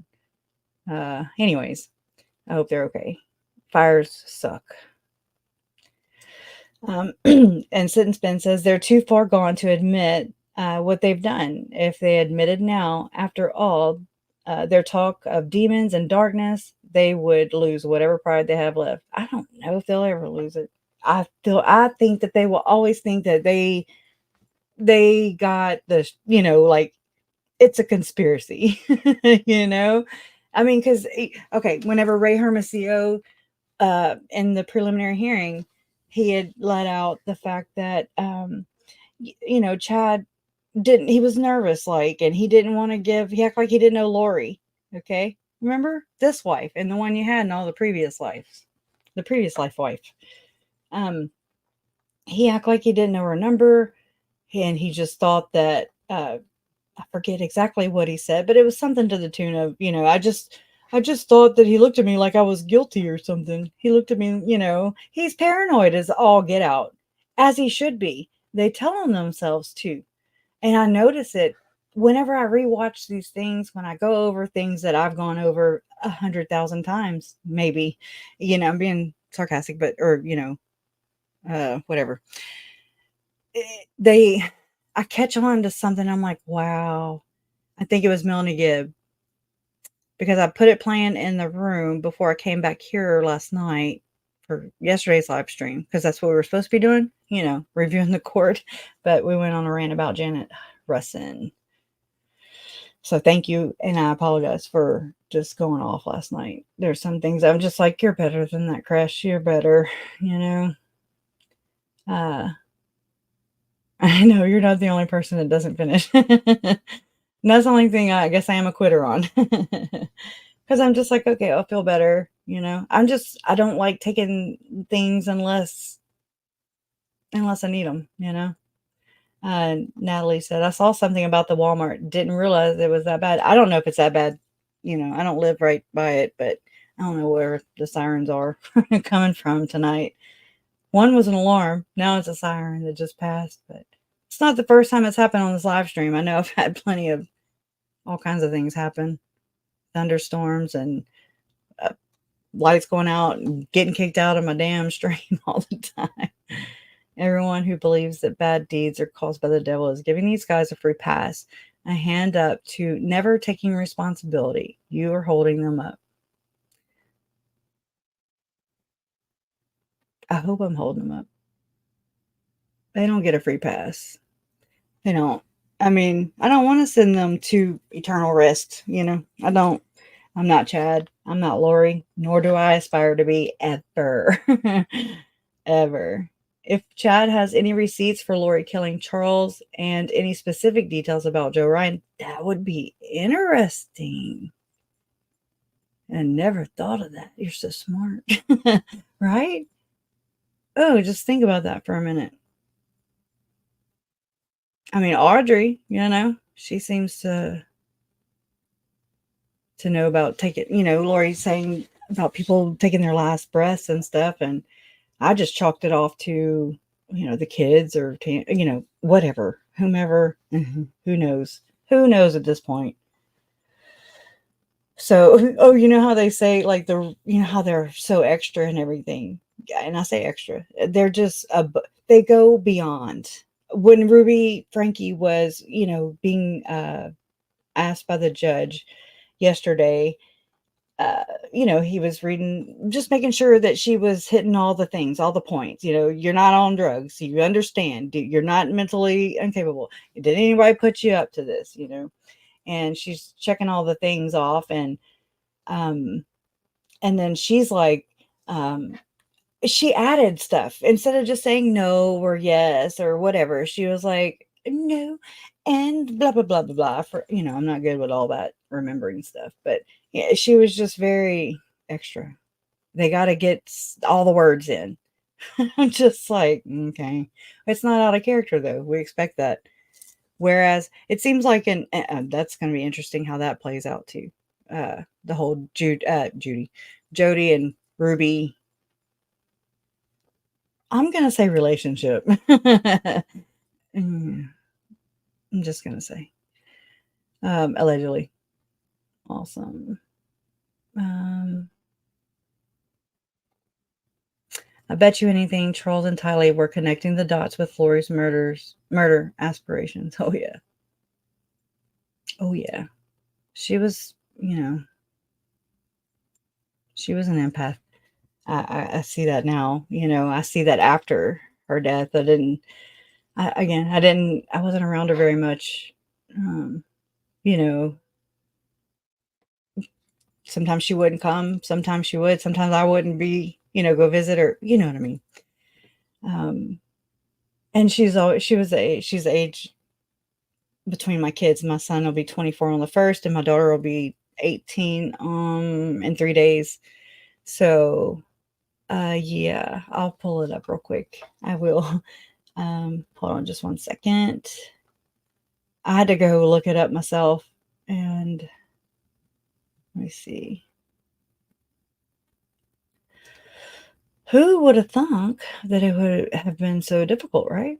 Or not difficult, just, I don't know. I just assumed it was on there. I've had it in my search right here for the past couple times, but I don't have it now. Let me Google it. How to send money via Apple Pay. All right. It says Let me just open it. Oh my gosh. It's large. Send and receive money with Apple Cash. Oh, you can send money in the Messages app using Apple Cash. When you send money using Apple Cash, your Apple Cash balance is used to pay by default. If you want to use debit card instead, you can send money directly from your debit card, which there's instructions to do that too. On your iPhone, on your iPhone or iPad, number one, open the Messages app, then start a new conversation. Or, well, you'd have to know my number or my email address, huh?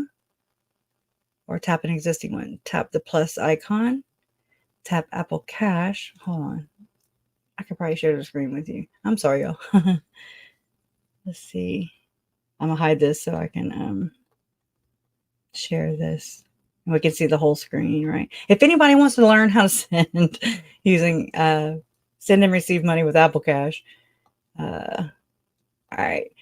If this is your first time using Apple Cash to send, receive, or request money, learn what you need to do to get started. All right. So I'd already read all this. So on your iPhone or iPad, open the Messages app, then start a new conversation or tap on an existing one. Tap the plus icon, tap Apple Cash, enter the amount you want to send. Okay.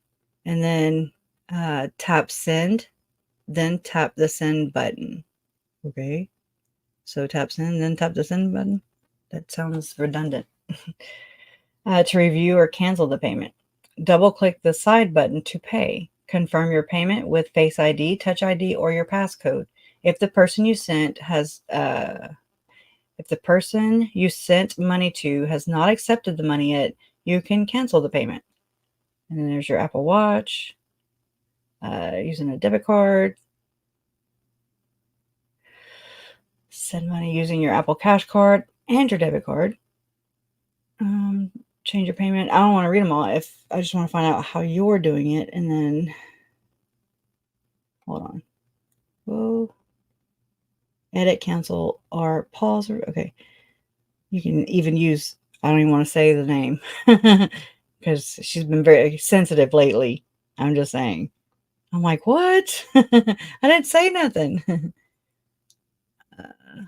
On your iPhone, open the wallet app, then this is automatically, or never mind.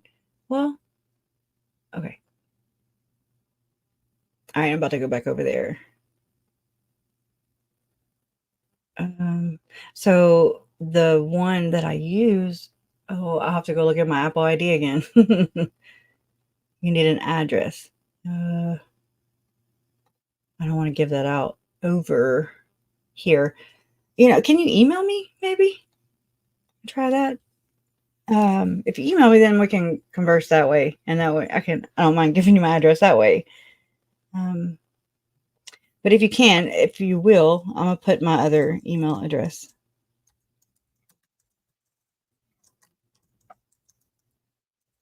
Back in the day when I wished I'd have made my damn email address like number 1 at gmail.com.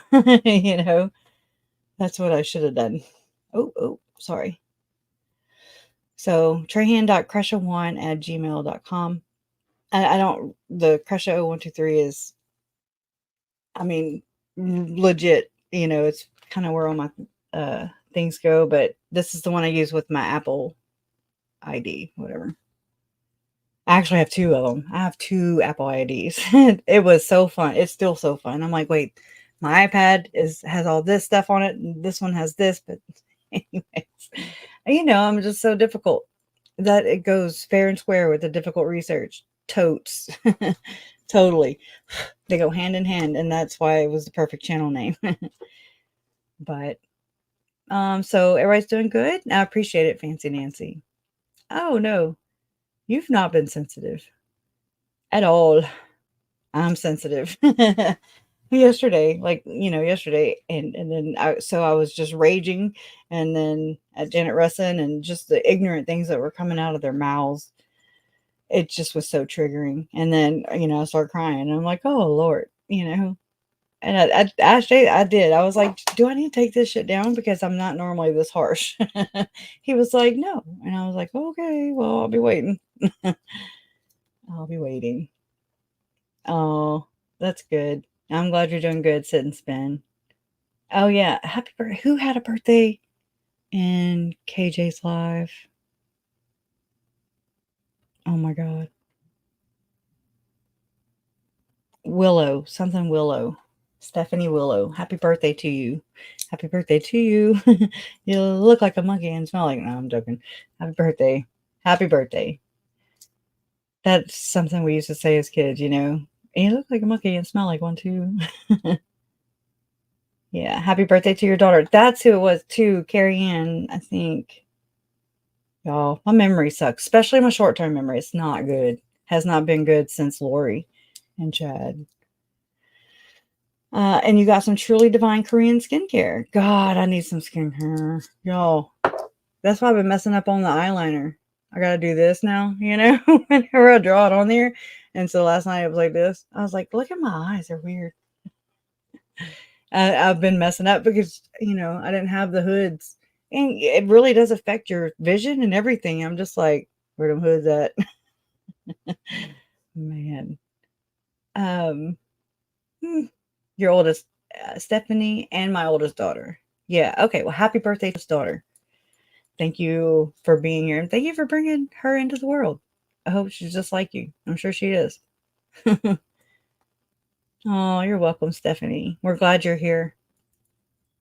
We are glad you are here. And I know you always get mixed up in the Christmas / this is your Christmas / birthday present.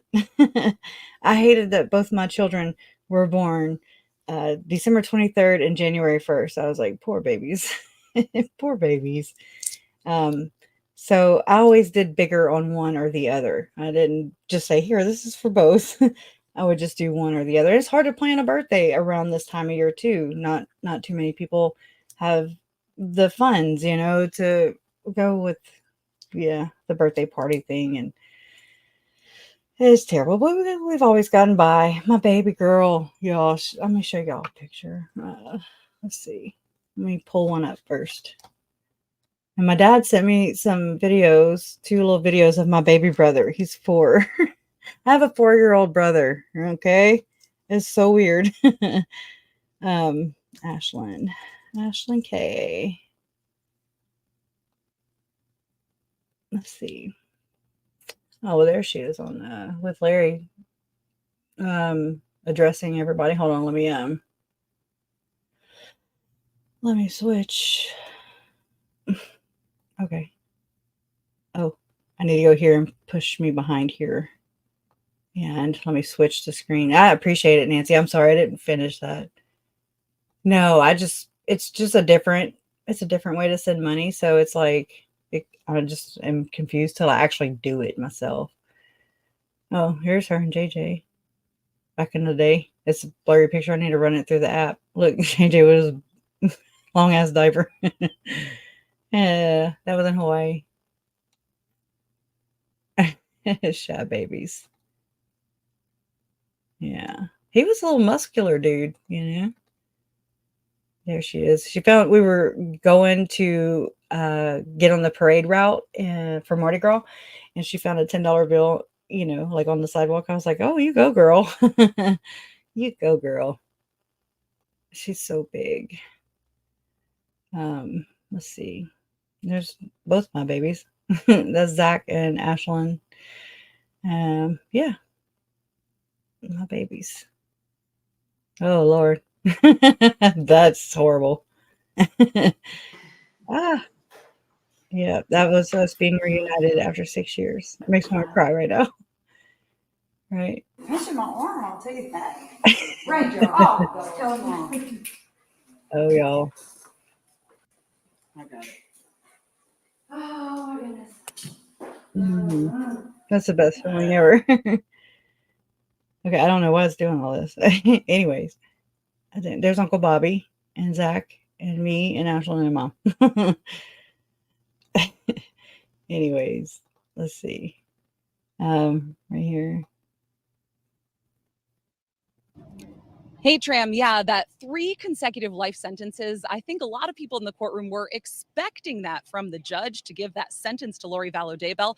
But what many people were not expecting was for Lori to speak out herself. She went on for several minutes about her extreme religious beliefs, even going so far to say that her victims, Tylee, JJ, and Tammy Daybell, would come talk to her from the spirit world. Now, her They words could did talk to little you to in real sway the life if you'd judge, have let them. who said it was very apparent she was deep down in that dark, religious, bizarre rabbit hole, as he said, still in there. And he said Yeah, buddy. clearly she didn't show any signs of remorse. Take a listen.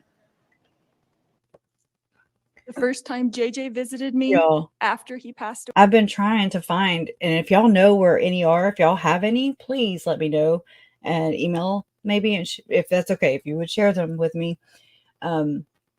Any photos of Chad's property, or like where it shows where Emma's house would be. That I've been looking, scouring, just trying to find, because that's where he was parked, right? Whenever he was looking over his shoulder, Ray Hermosillo. I just want to kind of corroborate that because I know that's going to come into play because it already did in the pre-trial, Away. which we're going to go over tomorrow. He put his arm around me and he said to me, "You didn't do anything wrong, Mom. Lie. I love you. And I know you loved me every minute of my life." Bullshit. First off, you adopted him. You didn't know him every minute of his life. And it is the most shocking thing, really, I can imagine, is that a mother killed her own children and you simply have no remorse for it. Even sitting here today, there's no remorse for what Oh, y'all. you did. Another thing is Lindsay locked eyes on her almost the entire time. I was like, wow, that's something I did notice. Now, within the past hour, we heard from Kay and Larry Woodcock. They are JJ Vallow's grandparents, and they were pleased with the judge's decision today. But obviously, this has been a painful process for them. When they listened to Lori describe some of her religious beliefs, Larry himself called it BS and said they wished more would have been done sooner to prevent all of this heartache from happening. This is That's enough. Ashlyn. We're not talking about murdering people. Isn't she pretty? She's so pretty. And she's smart. And there's Miss Janine. She works the fence. So does Miss Peggy, who works for East Idaho News now. We're not talking about people. Well, he did ask We're not him. praying for people to die. He should have ran for politics. That is sick. And there's Shelly Pease in April. Please don't allow this to happen again. She made Please, let's do not allow this to happen again.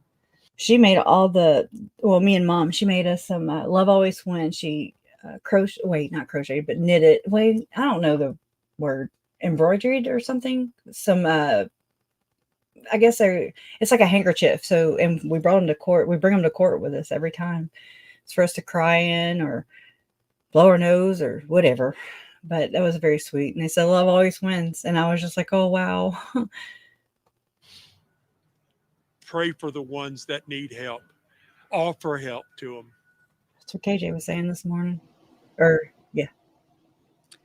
You know, Lori Vallow Daybell's sentence in some ways closes a chapter for victims like Kay and Larry, but they say they're already gearing up for Chad Daybell, Lori's husband's trial next year in Idaho. Plus, Lori is expected to be extradited to Arizona, where she's facing 2 separate conspiracy charges in different cases there. So we'll be covering the latest from the courtroom here in Idaho, and as the cases continue here in Idaho and in Arizona. But for now, we are live outside the Fremont County Courthouse.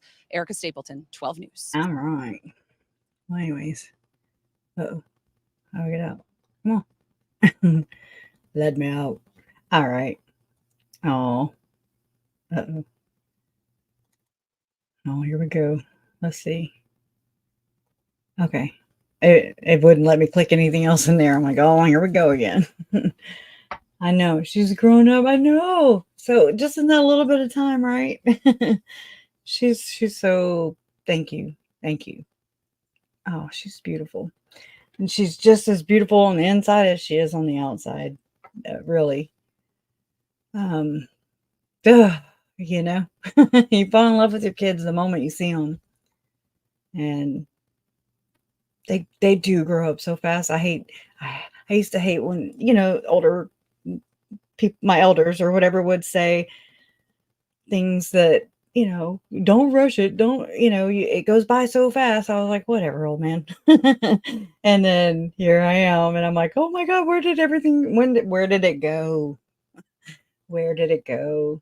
And he referred to Tylee as his. Oh, wait. Oh, let's see. There's a first part. I'm going, okay, gosh, she's really grown up since she was 15 and used to come on with you every now and then. Yeah, she, one time for sure did. Larry for president. Love him. Right. Oh, he's still recovering from his shoulder surgery. They went and watched he's my step nephew, Jordan. He graduated from boot camp, I think.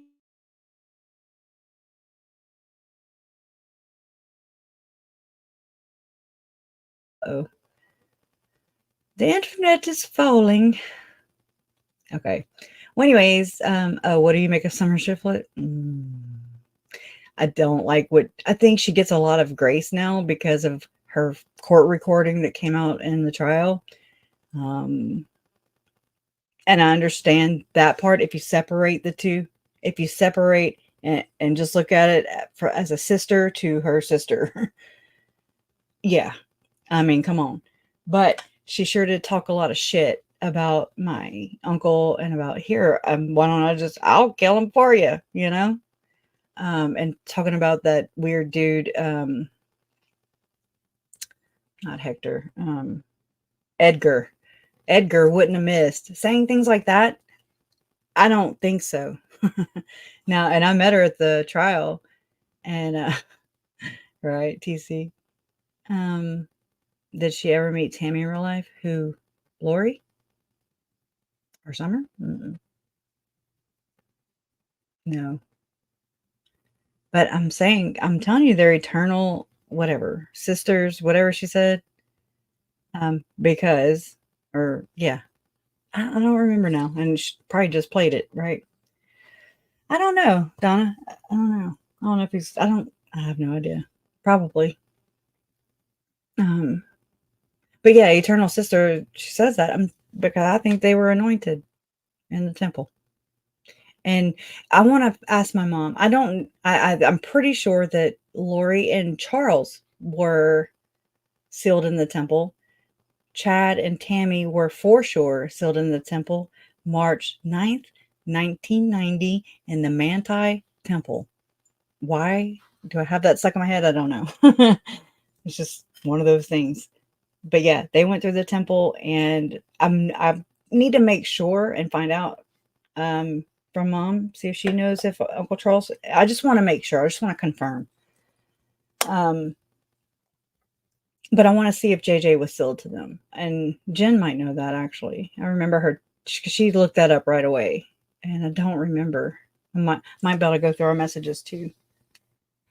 And see. Bye, Beach Bum. Thank you so much, Beach Bum. Thank you, Olive.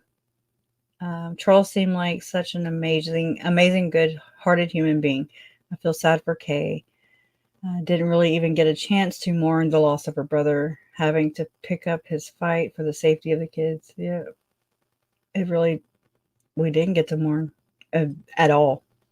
It was just one blow after another, It was just like I think I did an analogy one time, and it's like when you go into one of those, like at Water World, they had those pools and they would set the waves off. I don't know what it's called. I would never get in there now because everybody pees in the pool, right? Oh. Or the wave pool. I forget what the name of it was, but it was like that. How they just, you can just turn on a machine and here come the seas get all crazy and rough, and then they turn it off, and then, it's all calm. But it was just like boom, boom. You're just getting knocked around. Totally. Yeah. Thank you, Fancy Nancy. I think so too. She looks at me and she's like, oh my God, I look like you. I'm like, you look like your dad too. Yeah. Thank you, TC. Your family is on a holding pattern until the trials. Right? Jeez. It's a holding pattern. I think we've got it it's like we seem, and I'm just assuming, I don't know. So I'm just assuming, but this is how I feel. It's like, okay, I've been through one. I understand what that is. I know what to kind of expect. How it feels to sit in the courtroom, how sorry, it feels to see the murderers of your family who have caused all this ripple effect, all of this hurt and pain, and cost money to the taxpayers, brought shame to the town of Rexburg and its people, who have also mourned these children, and Tammy as well, and Charles, and Joe. It's been such I hate the word surreal. I don't know what else to say in its place, but it's been surreal. It's not something you wish on your worst. I don't wish this on Chad and Lori and friends. They wouldn't know how to, they wouldn't, they're not equipped with those emotions at all. They lack empathy. As I'm telling you, we can see that plain as day. You can see it.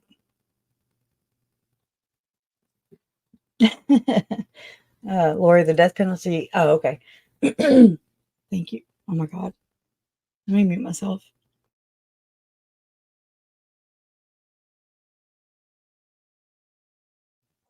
Right? I couldn't even talk. Lori, the death penalty is still on the table if that's what you're asking, Natalie Huber says. Good night, Heatley. Good night, Heatley. Good night, Olive. Thank you for being here. We do appreciate you. Yeah, I'm about to go to yeah, that's good. I like the way you put that. Chad, Lori et al. Are completely emotionally stunted, incapable, right? Life will before Lori, and life after the trials is going to be so different. I think so too. But different for me in the sense, like, I've already thought about this, because I even kind of went through it a little bit after Chad's trial. I mean, Lori's wishful thinking. After Lori's trial was adjudicated, I was so, because I'd realized it before that, I was like, oh my God. So whenever the trial's adjudicated, where's everybody going to go? Like, y'all, I was like, everybody's going to lose interest. Everybody's just going to go. Oh my God. Like I was like, oh my God, it's like a whole nother loss that you're setting. You're like, okay, where does this go? Where do I go? Where do I go to find meaning, to share their message? What do I do? So I've been trying to think of some things. And there was a little bit of that after Lori's trial was adjudicated. It just kind of went into a little lull, and I mean, it's been a little challenging ever since, I'm like, okay, we got to still create content. We still have to keep the interest up. It's like a cheerleader in a sense, a pep rally. And you're like, hey, don't forget.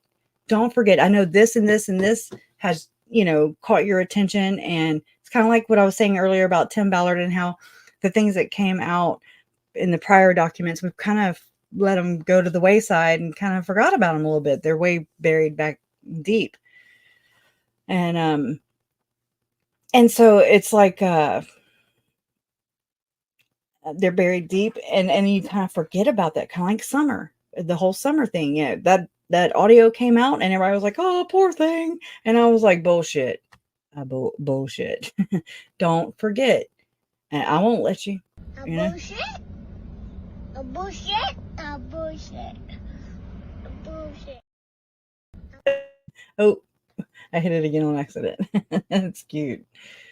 Anyway, so we ready. We are ready. I made this. Let me move Donna's comment there. Yeah, pretty cool, huh? I like making stuff. I made this way too big. Welcome to the world of being I forgot. I already forgot the damn term, a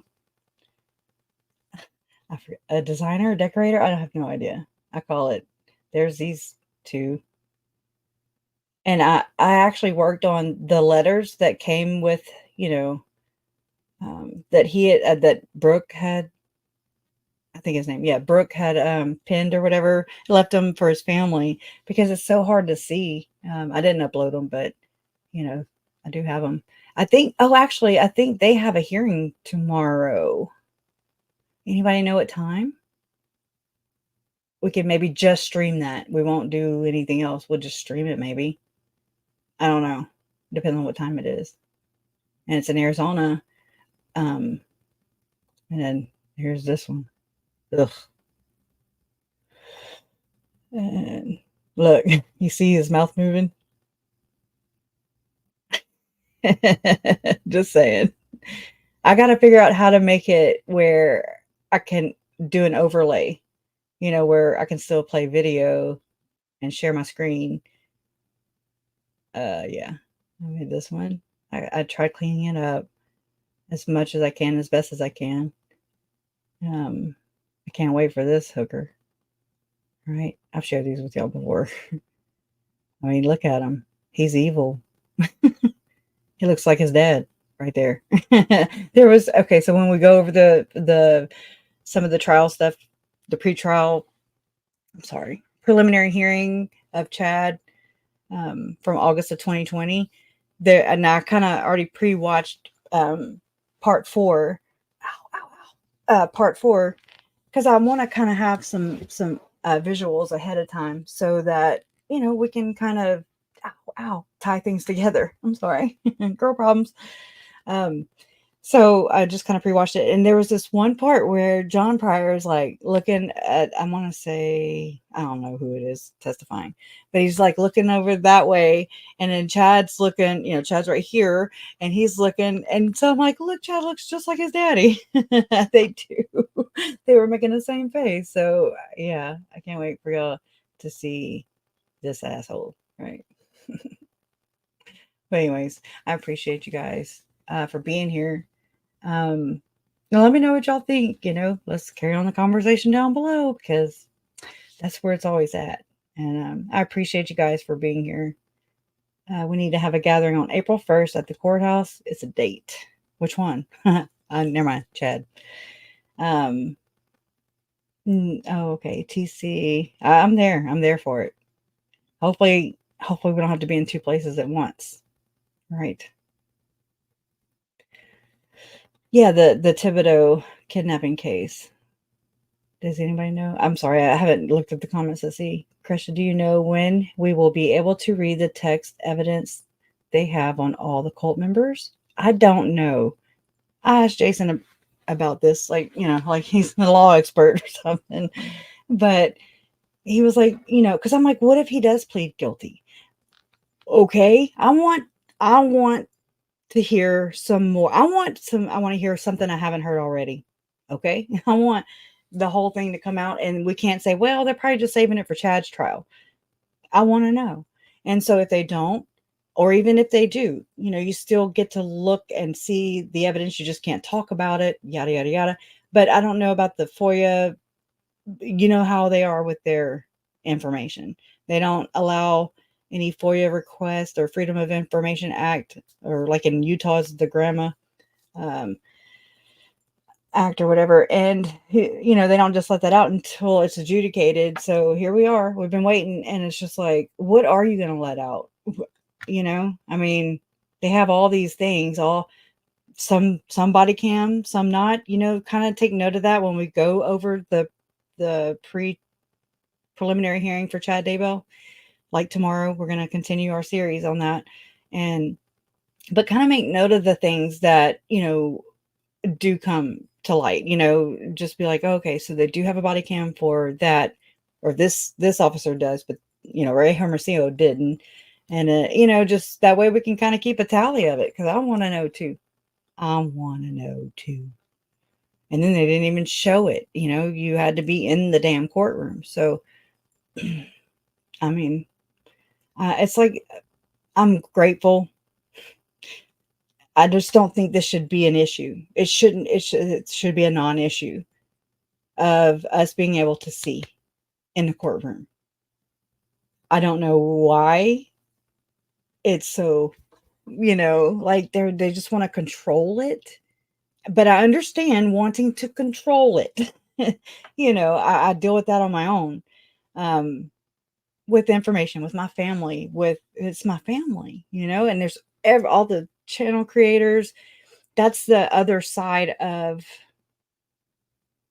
having your family members murdered and it becoming a big high profile case is the degree of exploitation that goes on of your dead family members, your murdered family members. I'm touchy with that. And so I'm just kind of like, okay, it's a thin line. And so people are different. When KJ had mentioned earlier in her live stream about Ruby Frankie's children, there's a subreddit, thread and everything on it. And they redacted some things, the sensitive information, especially the kids' names and things like that. That's why we say R instead of his name, the boy's name, because they still, an E, I'm sorry, R and E, which are Ruby's victims for sure. She pled guilty. And allegedly Jody Hildebrandt's victims. We'll be waiting for that. But KJ had mentioned that people, like I guess the OP, the original poster of the information. And then as the thread goes on and the conversation continues, people just say this and that. That's not private, and I mean, you do, and we do. But I think that's like, it kind of goes to, so like, I guess KJ was kind of asking like, why do we do it, withhold it here, but then everybody's just talking about it anyways down in the thread, in the comments. And everybody has a different understanding of what privacy means, of what exploitative means.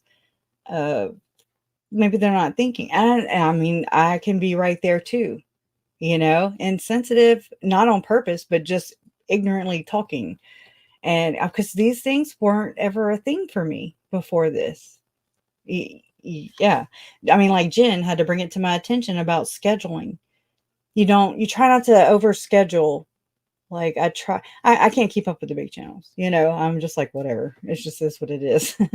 But when people schedule over you or the same day as you, and so your audience, you guys are going to be torn between which one to watch. You just don't want to do that. Try not to. You try not to. But I was not aware of that.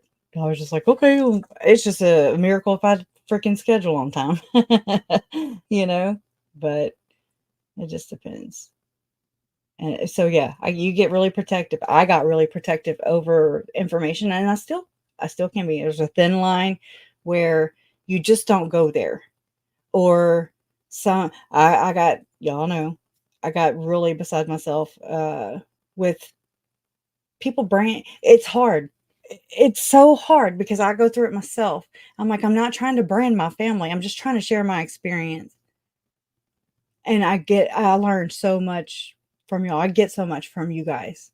I do. You guys are so rich with knowledge and perspectives, and it's where it's at. I genuinely thank every one of you for your insight, for sharing that with me and other people. We just think it's really cool. Oh my God, the damn mosquito. I'd try and clap and get it, but hey. Yeah. Anyway, but yeah, y'all remember a time whenever I was like, there's other people like branding your family, or they're growing because of your family story, and you're just like, that I'm just like, maybe not so Brandy, maybe not so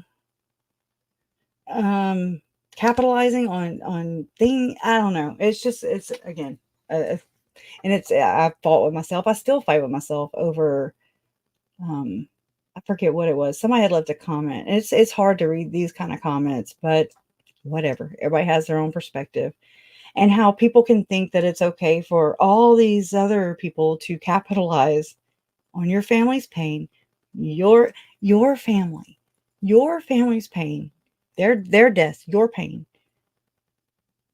But it's not okay for you to, like, like, I'm like, well, that's a little no. This is my experience. This is my perspective. Other family members have their own perspectives. They can do whatever they want. I'm not saying I agree with it all, but I can't tell them how to grieve. So do I think that, well, welcome, Kathy Helmuth. Is prior DP qualified? No. Isn't that interesting? But he's private attorney too. Kathy asked, Kresha, do you think Melanie Pulaski Boudreaux will testify in Chad's trial? She knows all the plans and events. If we can get her to, because she was there for Lori's, but she just didn't show up. She had watched some of Brandon's testimony. So, I mean, and David Warwick tried that stuff too. I'll try not to cuss, but I mean, thank you, Mama Shan Chan. Appreciate that. But I mean, I don't see why not. She called him dad. She called Chad dad in the text. So, like father, like daughter? I don't know. Just kidding. I don't know. I hope so. She was supposed to in Lori's. Jason seems to think, and Jason's my fiance, he's not a legal expert, nor am I. Lord, we are not. But just from our perspective or whatever, he seems to think that Arizona might have been using that as leverage against Melanie Pulaski or Idaho, or however, whomever has to hold the leverage. And because she didn't, I don't know if she's going to be charged in her ex-husband now, Brandon's attempt on his life. If not, she's the shittiest human being. It pisses me off. Her two of her 4 kids, were dark. Also, they were gonna be, if she would have got her hands on them, and this is just my opinion, I don't know. Woulda, shoulda, coulda. Good night, Fancy, Nancy. We'll see you tomorrow. But I mean, if not, if she'd have got her hands on them, I believe, with Uncle Al, the exterminator there, the angel of death. He's the Gordon. Oh, y'all, I forgot to share that shit with y'all. Lodge. I got to. I'm just going to share with you a very important part. Hold on. Anyways, I just feel like if she'd have got her hands on her kids, 2 of the 4 for sure that were dark at that time would have had the same fate as maybe R&E or Tylee and JJ. And I think that's exactly where R&E were headed also. So it's like you can see it in its different stages. You can see Blaze Thibodeau where he was getting abducted and how quick Arizona was now to jump on that, even putting Lori Vallow in court documents, her name. And I just got chills for that, like it just, yay. Okay. The best apology is changed behavior all day. That's beautiful. And I go and check up on the police department every now and then and see if they're, because they post all that stuff. It's public, and you can see what they're implementing, what they're not in their policies and procedures and things like that. And I hadn't seen a change, but I saw it in an actual case. And that was the Arizona case against Spring Thibodeau and her brother, her Alex Cox, Lori's Alex. Brooke. Oh my God, I suck with the names. There's so many. There's too many characters, too many people. Brooke Hale. Damn, I should think of that. Hale. Hale. But it was good to see that. But so you saw that phase of it. You saw what happened to Tylee and JJ. You know that.